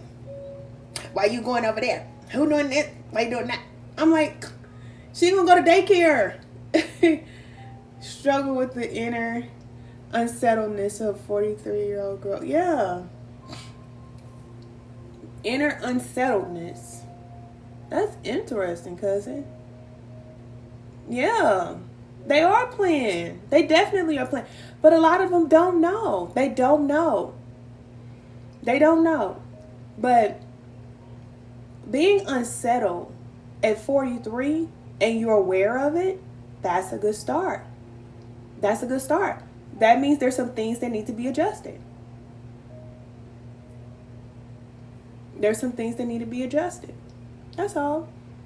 If you're not settled, first of all, that's a good thing, okay? Because in this world, we should never be settled, okay? We always should be moving. So if you're able to recognize, okay, I'm 43 and I'm not settled, then you just probably are looking for peace. You want some peace in your life. But peace only comes from spiritual connection, all right? That comes from being connected to spirit. Until we get spiritually connected in alignment with spirit, then we always feel like something's missing. We always will feel like that. Always, always. It will just be. It will just be that way. And what you have to do is just listen. That's all you have to do if you want to connect. You just have to listen. What is spirit telling you to move out the way? It could be that relationship. It could be your job. It could be even your children that are taking too much of your time. Anything that's taking too much of your energy and that is exhausting you, ladies, this is why I'm telling you, we cannot work hard anymore. That time is over. And if you're working hard all the time, if you're always there for other people, if you're just trying to, do this whole thing of taking care of yourself, it's going to be so hard for you to do that. Thank you, cousin. It's going to be so hard for you to live that life. You're going to feel so exhausted. And that spirit, like I told you, God is not always good. Spirit will also make life very unbearable for you so you can make adjustments. So it's just time for you to make an adjustment. What is it that you need to do? Think about it. One thing you know you need to do. And what is the thing that you need to stop doing? Start there. You said, thought that I was. Hold on. Thought that I was what I was supposed to do. Oh, you thought you were doing what you were supposed to do? We're always think we're doing it. We always think that because we don't know, We're just living life and just trying to figure it out. So we just do whatever we feel like is best. That's what we do. Until we start feeling the way that you feel. And then we're like, no, that's our soul. Remember, our soul is our GPS. It's always going to guide us. It's telling us something's off here. So when you feel like something's off, that means that there's a need for an adjustment. And normally it's a need for you to step away from whatever you're doing. So stepping back. And it could be something very hard to do. Like, I've been through so much. Like letting go of so many things. I mean, I've had to do the hard things in life. So whatever you're being guided to do is probably something hard. You may not want to do it, but it could be a blockage. And then until you remove that blockage, this is what Spirit will do. Make it very hard for you to move forward. Because you can't go around it. You can't go around it. Whatever that thing is that's in the way, it could be a man, it could be a job, it could be a mindset, behavior, habit, family. Only you know, because Spirit has to tell you. Whatever that blockage is, until you get that blockage out of the way, then your roads are closed, okay? And you cannot move past that point. And so the soul starts to feel irritated. So, I always say, when the soul's not happy, ain't nobody happy, okay? Nobody. So when you're unhappy and you start feeling like that, that is an indication from your soul. It's like deep in your soul. It's not just like on a surface level, like, oh, I'm having a bad day. No, it's like you always feel like this. That's your soul. So your soul is either going to be at peace or it's going to be agitated. Your soul gets agitated because it needs movement. Because remember, you are spirit. You're not your physical body, even though you're cute, okay? You look good. That's not who you are. You are a spirit. Your soul has lived before this life and it will continue to live after this life. It came here to have certain experiences, both the good and the so-called bad. But if you block your soul with your body, you can do that because your body makes the decision. I'm going to do this. I'm going to go here. Okay? So if you stop your soul from moving, your soul will be like, whew, I can't take this no more. It's like if you ever been on a job that you can't stand, you go through that job every day and you just like, oh, how can I help you? How can I? Yes. That's all you need to do. Yeah, read the paper. Yeah, the one we sent you. Yeah, read that. It's just like, ugh. He said, at the lighthouse, I'm no longer feeling in alignment with working a job. I know I deserve better. Yes, we all know it. Because the thing is, we're working in an old system and the world has changed. Okay, so a lot of us have jobs that are still connected to the old world, which means that we got those jobs just trying to make money. We just trying to take care of ourselves, and that only makes sense. Like, you just need to take care of yourself. You need to take care of your family. You need to pay your bills. So you just do whatever you have to do. But now this is a new world and it has shifted. So now people are doing what they feel like doing. They're doing things that are connected to their heart. Karen, you laughing? But we're doing things that actually mean something to us. So it's not saying you shouldn't have a job, but whatever job you do, you should actually care about what you're doing. Okay, so the job is nothing more than a business. The business normally has a mission and a vision and all these things. Normally, okay, we would get the mission paper when we sign up and they give us this booklet and stuff like that. We say, how much I make? You don't care about the vision. You don't care about the purpose. You say, okay, I get paid 20. Hold on. They said I was going to get paid $22 an hour. This says 20. Oh, well, I guess I can make it work. Then they shortchange you, okay? But anyway, the mission and all that is over here. You ain't looking at that. You like, mission. I just care about my check. That's it. But now it's different because now we're looking at the mission. It's like, even if I don't get paid the most money, I just at least want to do something that I feel good about doing every day. Those are the type of jobs that we need. Because say if you went through a traumatic experience as a young girl, and now you're working for a company that actually helps young girls with certain situations. Every day you get up, you may not feel like a rich person, but you feel rich because you're helping young girls to go through some things that you have been through. So that's why we work now in this new world. We work from our heart, what means something to us. And just making a check is not enough. Because now we're learning too, and Spirit is guiding most of us to make our own money. So, or not make our own money, but generate it anyway. So you could be guided to start your own food truck or whatever it is that you like to do, whatever you enjoy doing. It could be sewing clothes. It could be, doing hair. If you've always done hair, or making crochet blankets or whatever it is. You're welcome, cousin. It's all Spirit. Thanks, Spirit now. But, you are being guided to do something that you can do to make your own money. But a lot of times we don't believe we can do it. But it's not you. You're not doing anything. Spirit is doing the work. You're just getting in position. But if you're not in position, and here come the overflow, Spirit trying to pour it into your life, but you over there, then you don't catch it. Like I was just telling you, back when the vid happened, people who got in position, to catch that abundance when it came through, then they still are doing very well because they are in position. They stop working over there and they start doing what they were guided to do. And it was risky. So it is risky, but listen, don't do anything without following Spirit, okay? And let me tell you something. Spirit is not going to tell you to do something and then put you in a position to where it's like you're on the streets, okay? No. Normally, it's a process, okay? So if you're being guided to leave your job, you don't want to work there, then it's like you'll have a plan from this point where you are now to next year.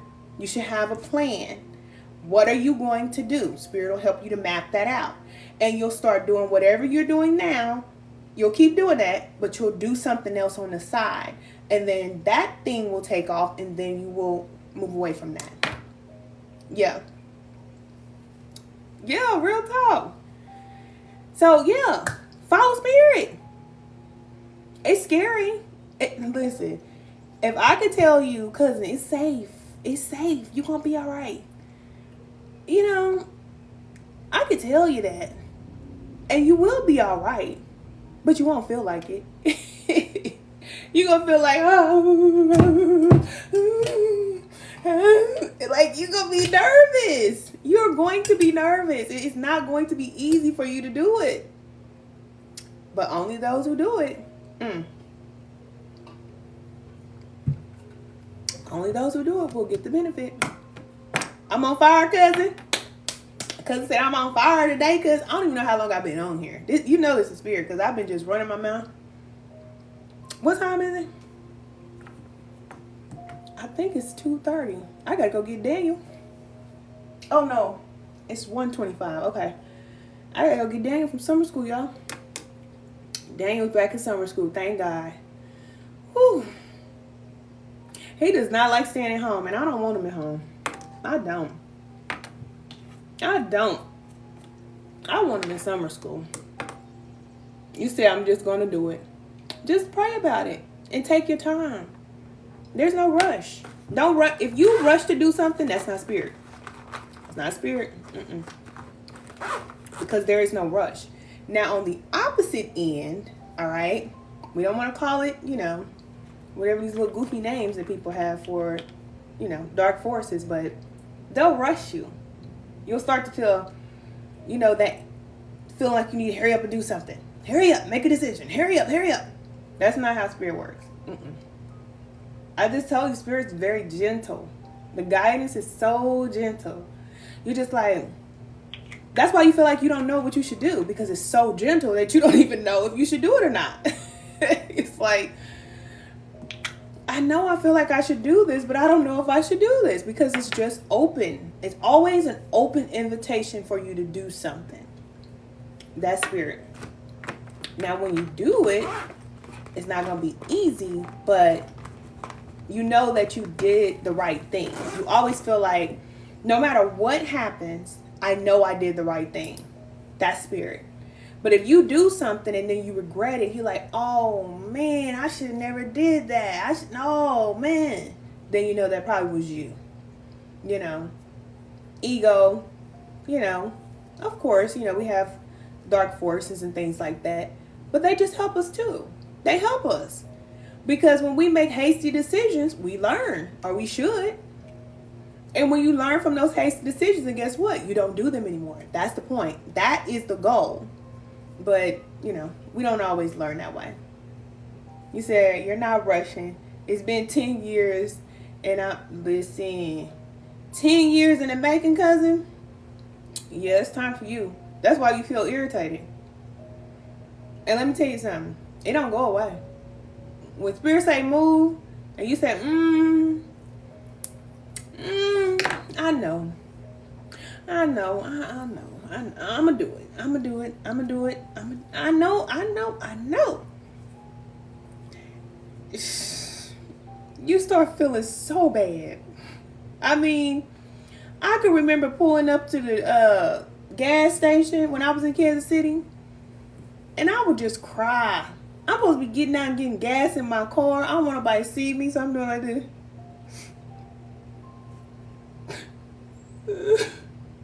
I just felt so hopeless. I just felt terrible. And I was like, well, what am I supposed to do? And you know what Spirit told me? You know what to do. This is when I first started hearing from Spirit, okay? You know what to do. Whole time, I had my children's father back at the house. Y'all know how we do. Trying to be grown. And I was like, that's the first thing I thought about. Dang. I need to let this relationship go. But I had never been on my own. I didn't know what it's like to be on my own. Like, we was together since I was 19 years old. And I always tell y'all this because it's a very important part of my story. Because I'm telling you how hard it is. I always had somebody to have my back. Like, not like that, but if I didn't take care of my bills, then I knew he would. I always had somebody there in the house with me all the time. All my 20s, everything. Then it came to a point where it was like, if you don't let this relationship go, I heard Spirit tell me this. If you don't let this relationship go, he's going to break your heart. I was like, and I heard it. Like, as much, like how you hear me talking, I heard it just like that. He's going to break your heart if you don't let this go. So Spirit was preparing me. And I just felt so terrible every day. And I didn't know why. And it wasn't until one day, he had came in real late. Now, mind you, we grew up together, okay? So when you grow up with a man, then he don't have the opportunity to live his life. So he got to the point to where he wanted to start riding motorcycles and staying out at the lot and doing all that crazy stuff. And I was okay with it. Like, you know, because at that point, I just knew that, you know, he was young and he had always been the type to come home, take care of the children, go to work and stuff like that. So I knew that as a young man, he wanted to live his life. So I was just like, okay, you know, that's what he does. So I didn't really trip. But this particular night, he came in real late. It probably was like 3 something in the morning. He never did that before.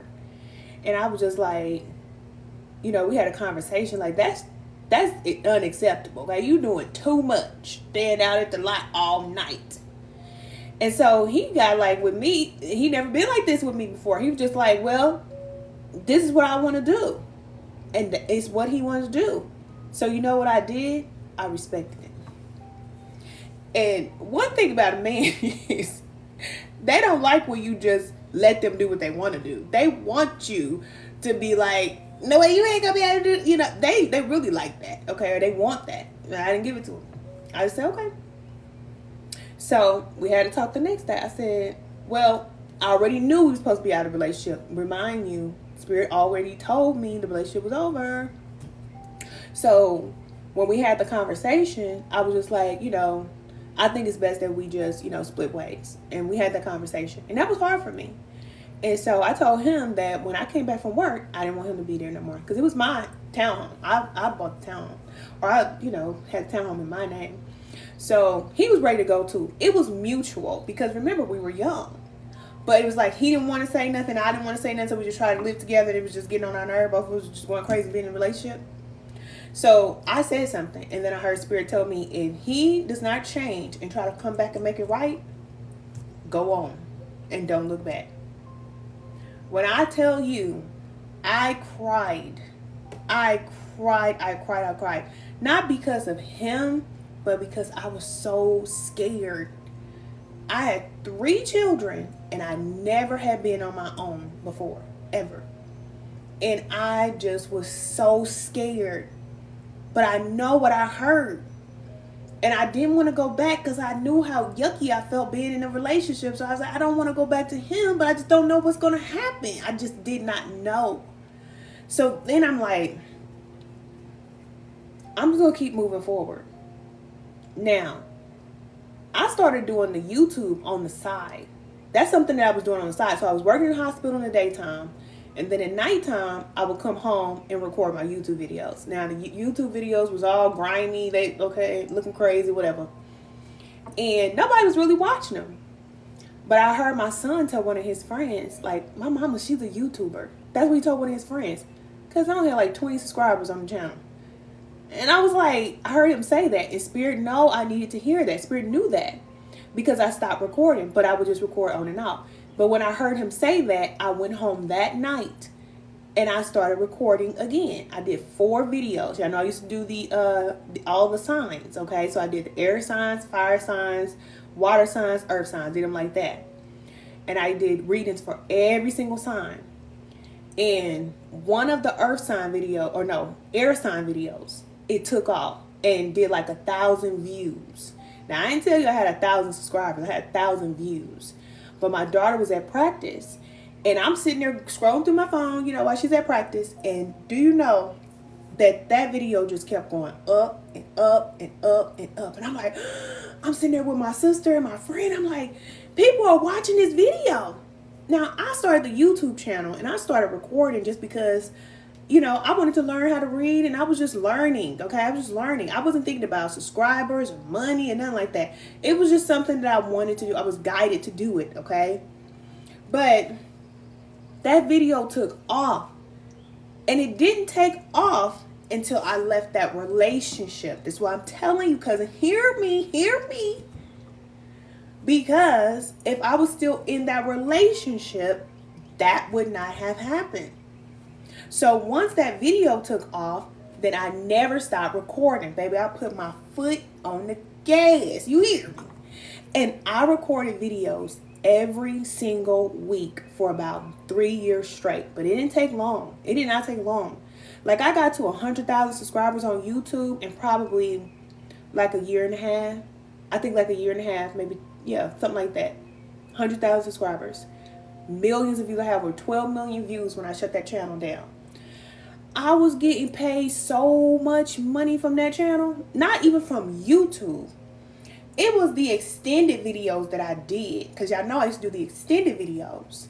So I would do the video on YouTube, but then I would sell the extended video. Those videos was $11.11.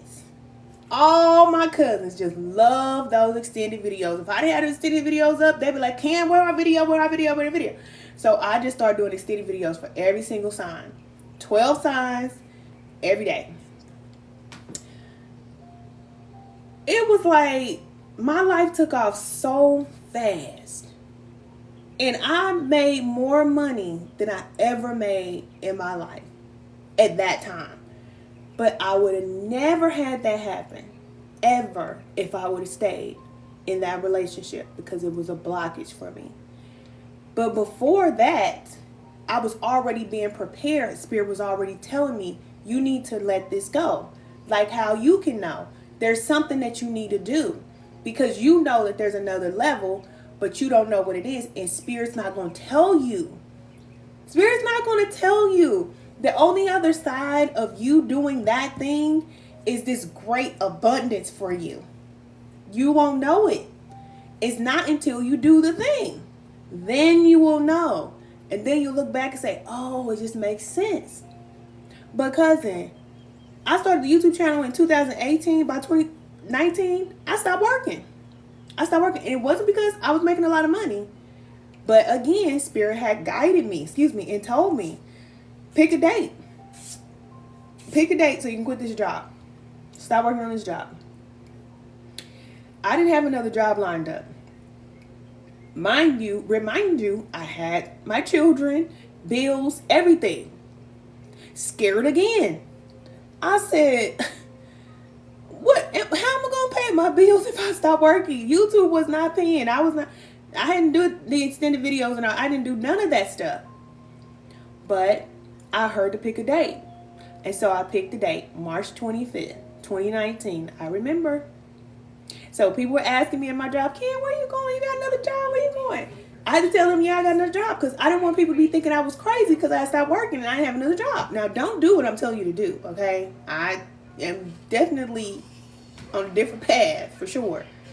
But when I heard Spirit tell me to pick that date, excuse me if that's too loud, I picked the date and I did it. And I was crying, cousin, walking to the car, baby. I was crying again, in tears again. I just quit my job, my last day at work. They had this potluck for me and all this stuff. I was like, oh. I was a thug when I was in there, though. They didn't know how I felt. But when I got to walk into that car at the end of the day, I punched out on that clock. Baby, I was just like, ooh, I don't know where I'm going. I don't know what I just did. But I did have a little plan. You know the Capricorn in me, okay? We're going to have a little plan. So I had $5,000 saved up from a tax return. So I said, okay, as long as I got this $5,000, I have enough money to pay my bills for a few months, just in case, okay? I know what I heard, but, but of course, that's Spirit too, So I had that money saved up, and I just held on to it. And I said to myself, if I could just make $5,000 a month, that would replace what I was making, plus a little bit more. I said, if I could just make $5,000 a month, then I'll be good. And I stopped working there. Do you know I stopped working there in March? By the time April came, I had $10,000. I doubled that money, okay? And then by the time June came, I had $20,000, and it just started going bloop, bloop, bloop. It started going up like that. I was just like, oh my gosh. I have never seen that much money. Like on my job, like working in the hospital, I had to work a whole month to make $2,000-$3,000. I had to work. You know how it is working on the job? You have to put some work in. But I was making that money, and it was just like, this ain't nothing but Spirit. So then I learned that, okay, I'm not going to see the whole picture until I take the step. So I learned that if I don't take the step, I'm not going to see the whole picture. And this is not going to work out for me. Anything that I do, it's not going to work out for me if I don't take that step. Baby, $5,000 a month? No, I was making well over that. Matter of fact, when we moved down here to Georgia, I wanted to have $50,000 saved up cash for the clothing, for the house, for the furniture, for everything. I wanted $50,000 cash. When I moved down here, I had $50,000 in my account. I never had that on a job. Never. In life. And in fact, I think it might have took me a whole year to make $50,000. I ain't lying to you. But Spirit moves like this, okay? It don't take that long. So that's why I'm telling you, whatever Spirit guides you to do, you don't know what's on the other side of it. You don't know. And you won't know. And a lot of women especially are holding themselves back because they don't want to let go of this man. They don't want to let go of this job. Listen, just do something. Just do something. It don't matter what you do. Just do something. You can't go wrong. Because the thing is, Spirit will always catch you. And if nothing else, you're learning. But if you stay stuck, then that's where that irritation comes from. That's where that feeling of, being unsettled, that's where that comes from, because you're just stuck. You're not moving. Just do something. Plan a date. on that date, do what you got to do. But if you feel like, you know what, you don't want to quit your job without a savings, then you know you need to start saving some money up. Maybe you need to get you some credit cards. Maybe you need to start working on your credit. Whatever it is you need to do, because credit is your friend. Listen, your credit is your friend. And don't mess around and get some business credit, because sky's the limit. Okay? I'm just saying. Miracles happen. And it ain't even miracles. It's just the power. It's just powerful. It's just powerful. Like, you don't even know what Spirit got in store for you. You don't know. You'll look back at your life and you're like, I remember when I was crying and sad. That's how you're going to be feeling. After you start doing the things that you know you're being guided to do, however you feel right now, you're going to be looking back and saying, I remember when I felt bad. I felt this, I felt that. And you won't even feel it at all. It's like when you had your first boyfriend. You're just like, oh, I love him so much. I love him so much. We're never going to break up. And then you break up. You're like, oh, I could never go on without him. How will I ever make it? And your mom be like, girl, be quiet. Shut up. You gonna get somebody else, okay? It's not the end of the world. You know? But you're thinking in your mind, like, that person is all that I had. They're all that I had. Then you meet Rodney. Rodney got a bigger car, more money, finer, you know, taller, darker. Yeah. Tall, dark, and handsome. You say, ooh. What was I crying about again? Oh, baby, you just think that Rodney. Yeah, Rodney comes. You say, woo.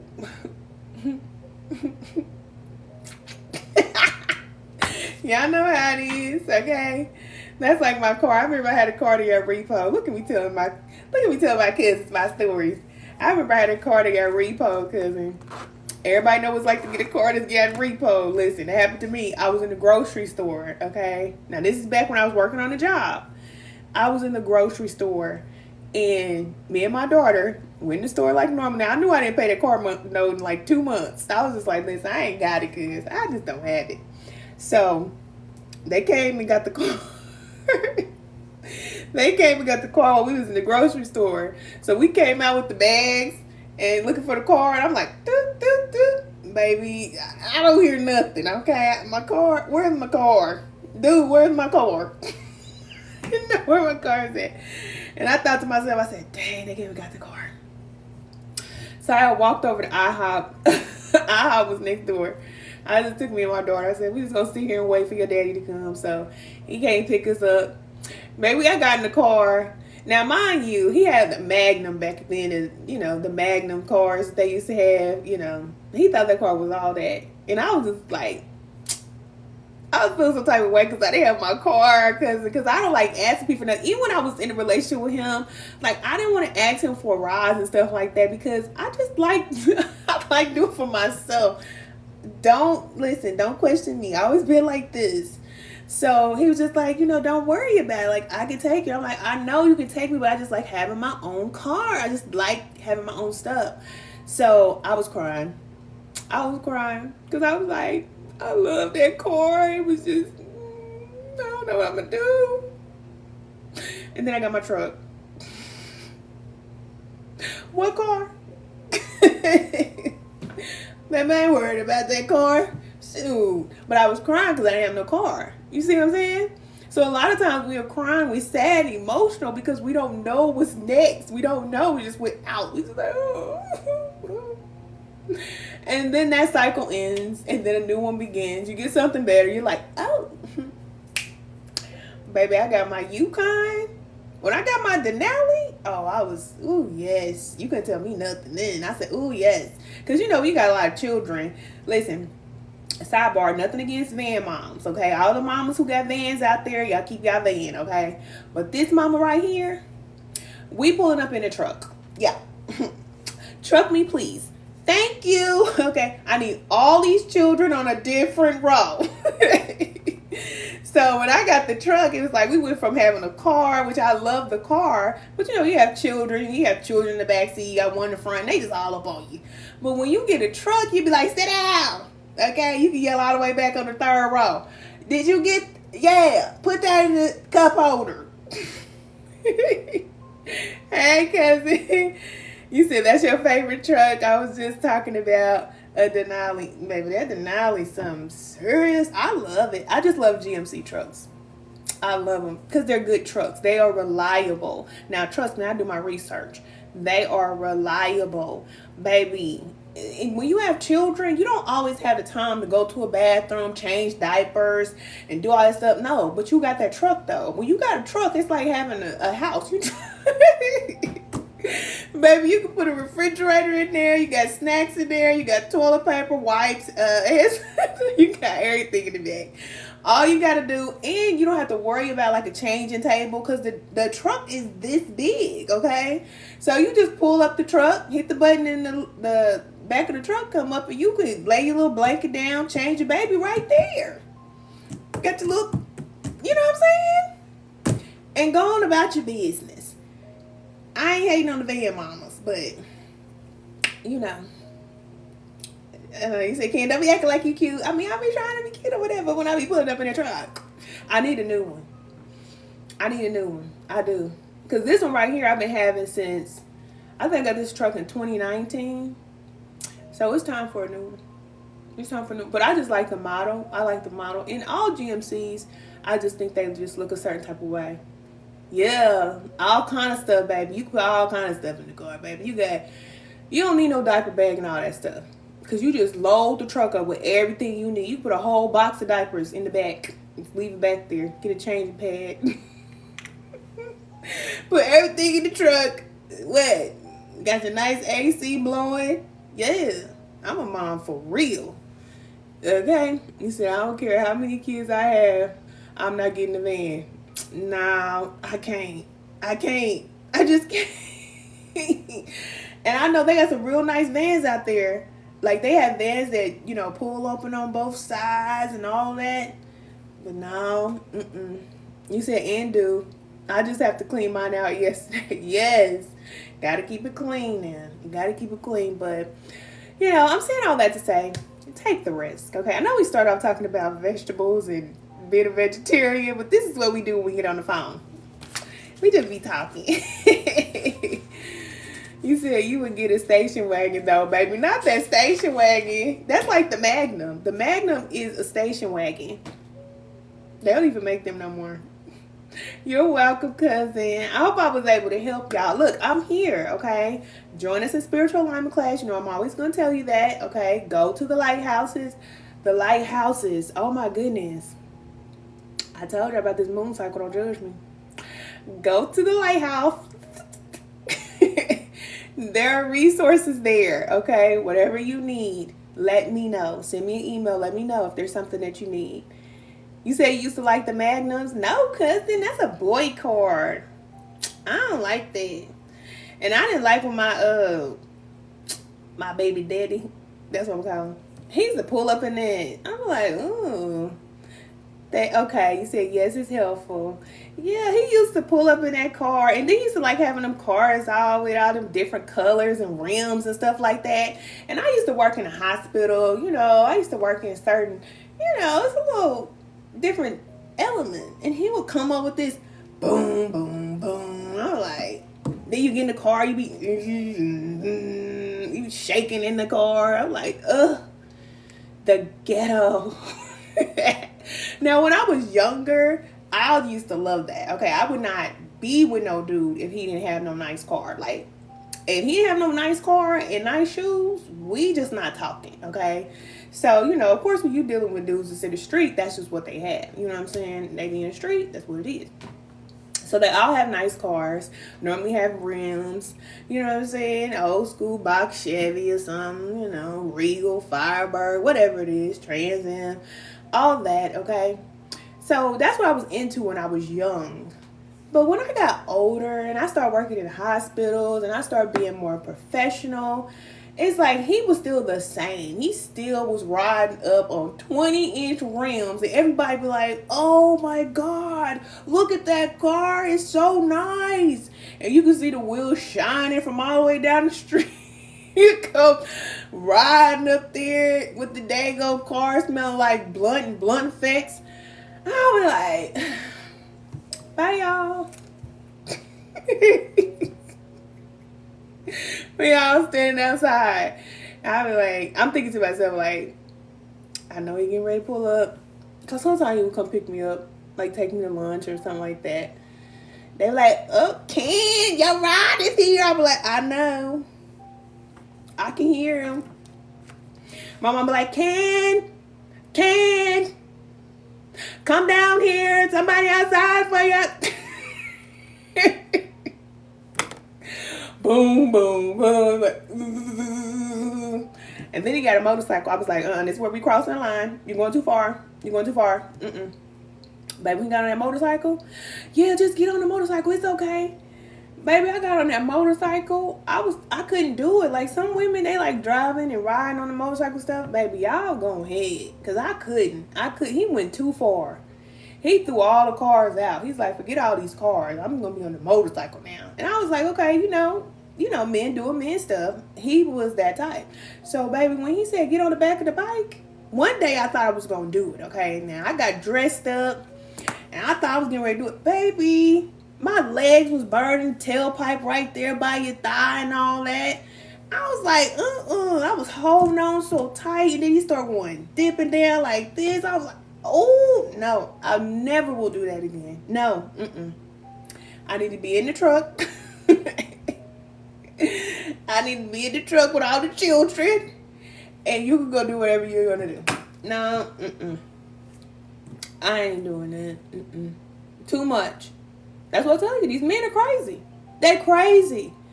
Women, y'all want to be with these men so bad, they ain't going to do them but get on your nerve. Focus on yourself. Focus on yourself. Because when you get up with a man, now you have to conform. You have to change up your routine. You got to be into what he's into. Not to say he won't be into what you're into, but normally they not. They'll listen to you and say, "Oh, yeah, oh, that's what you got going on. Yep, that's good. Yep. But this is what I got going on." Okay. How can you fit in what I got? They worried about their plan. They ain't worried about you. They worried about how you could help them. You said, "No, for real." For real. They worried about themselves. So, in the meantime, do all the little stuff you want to do. Get your body right. Get your money right. Get your life right. I ain't going to say get your money right. Get connected to spirit, because then you won't even have to worry about that type of stuff. Okay?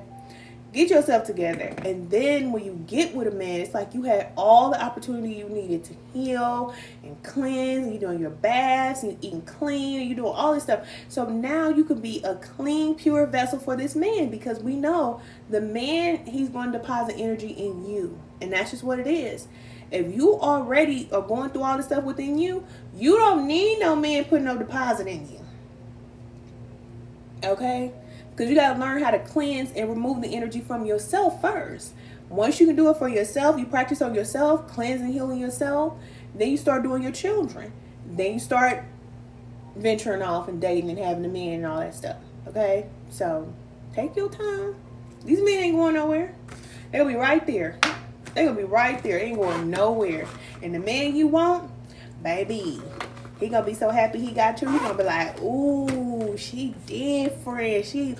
Ooh, yeah, she different." Because you can have money. Men don't care about money. They keep telling us that. They don't care. They don't care about the money. They don't care about your body. They don't care about none of that stuff. Now, they want you to look good, of course. So you want to be healthy. But as far as going to get surgery and all that stuff, baby, take the stairs, okay? Don't be in a rush to go cut yourself before you do the work. Just do the work first, and then see what happens. Okay? So, I love y'all. You said, don't put me up, cousin. Because he going to be in love. Yes. He going to be in love with you, girl. He going to be like, ooh, like, ain't nobody got what I got. We rare. We are rare. The women that are connected to the lighthouse, I know. Spirit told me y'all was coming. I know. Y'all are different. Whether you know it or not, that's the thing. A lot of you just don't know. But again, you're not going to know until you start to do the things you need to do. And then you're going to look back and you're going to be like, I remember when I was so lost. I remember when I was like this. I remember. This is all going to be a memory. Everything that you're feeling right now is going to be a memory in your mind. Just like me. When I was 70 pounds heavier, that's a memory in my mind. I'm just like, dang.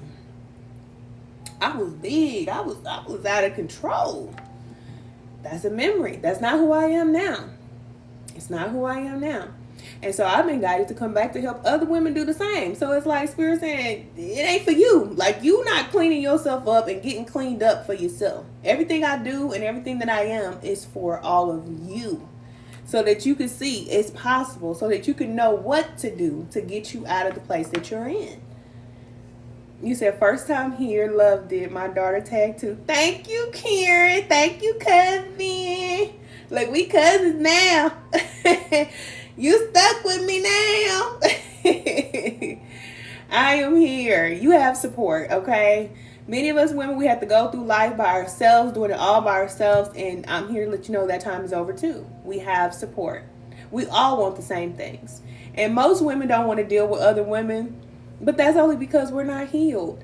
But when we heal, then we will realize that we actually just love each other. We really do. Like, when you have a good friend or a good woman in your life, it just does something to you. It really does. And a lot of us don't know what it's like to have a woman like that, because a lot of us are, going at each other because of our own insecurities, things we need to heal from, And I just feel like we can do this together. As long as we're committed to ourselves, then we can heal together and we can help each other up. So I'm here. I'm here if you need me. Or whatever you need.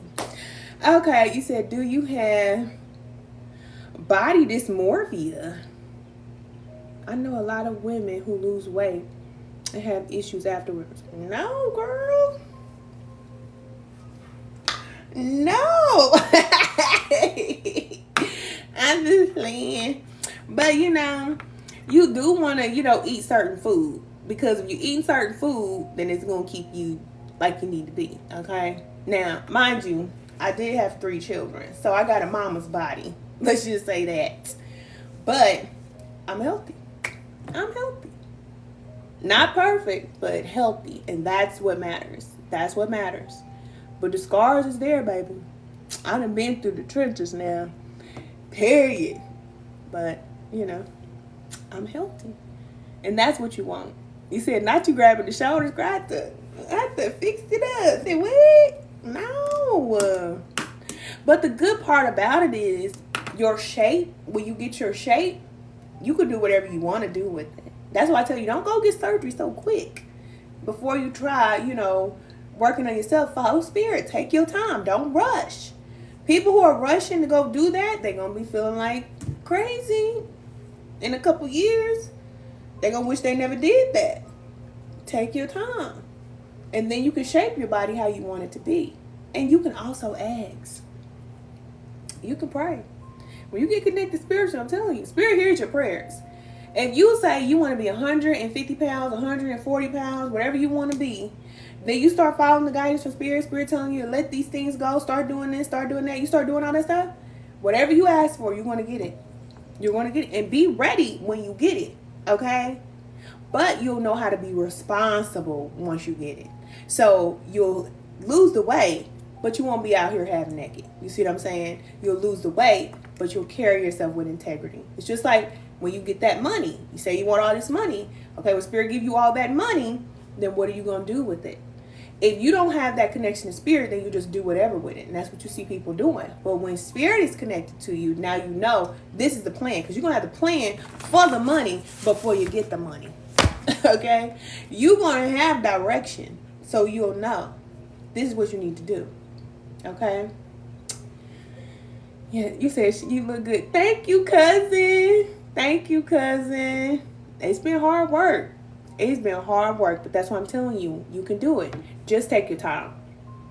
If you rush, if you're thinking about, how long is it going to take, and this is, I don't want to keep being like I am, you're judging yourself. But it's a process, So you don't judge yourself for where you are. You're just aware that this is where I'm at. But you also always keep in mind that where I'm at, my soul's moving. I'm moving. I'm not going to be here next year. You can change your life in 2 months. You can change your life in 3 months. It just depends on how serious you are about doing what you need to do. And always connect to spirit, because you can't do it on your own. You can't do it on your own. You won't be able to do it with your mind.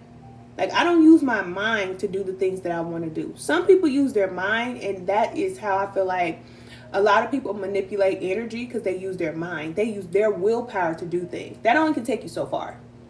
Once you connect to your spirit, then your spirit will do things in your body that your physical body can't do. But your spirit's not going to live in your body if it's all junky and it's in a bad condition. You got to clean it up. So it's going to work out. You said yes, integrity. Absolutely. Absolutely. And we are the women of integrity, and men too. We have the integrity. We're going to bring that to the planet, and that's what's missing. And that's what people need. That's what we all need. We all need that. Okay? So we on the job. Okay, so let's see. Is there anything else? I don't think there's anything else. I don't even know how long we've been on here. We've been on here for a long time. But I just let it flow. Okay? All right, cousin. If y'all don't have any more questions, I'm going to let y'all go. So I can go eat something. Then I'm going to go pick Daniel up from summer school. I love you. Thank you for the heart. Thank you for the hearts. I love y'all so much. I hope you got what you needed, because we still did talk about being a vegetarian, but we just went, you know, on a winding road. That's how spirit is, okay? We just let it flow. So I love y'all so much. Thank y'all for the hearts. I love y'all. Remember, go to the Lighthouse. If y'all want to connect with me, if you're ready to move to your next level, join spiritual alignment class, okay? Join spiritual alignment class. I will help you with being self-disciplined, consistent, self-aware, all those things. I will help you with that, okay? And you can join our community, because you're not the only one. We have a community. We're all working together, so you don't have to work by yourself. If you want to, you can, but you don't have to, okay? The time of doing everything on your own, that's over, all right? You have support. Okay, cousin, I'll see you later. Okay, cousin. Ooh. All right, y'all. I'm going to see y'all next time. I try to come on once a week, but not always. I just come on when I'm guided to, okay? Normally it's on a Thursday or Wednesday or Tuesday or, I don't know. Whenever. Whenever. It won't be on Saturday, because that's Sabbath day and that's my rest day. It won't be on Friday, because Friday is my personal rest day when I rest and I don't work. So it won't be on Friday or Saturday, but it'll be any day from Sunday to Thursday. Okay? All right, y'all. Talk to y'all soon. Bye.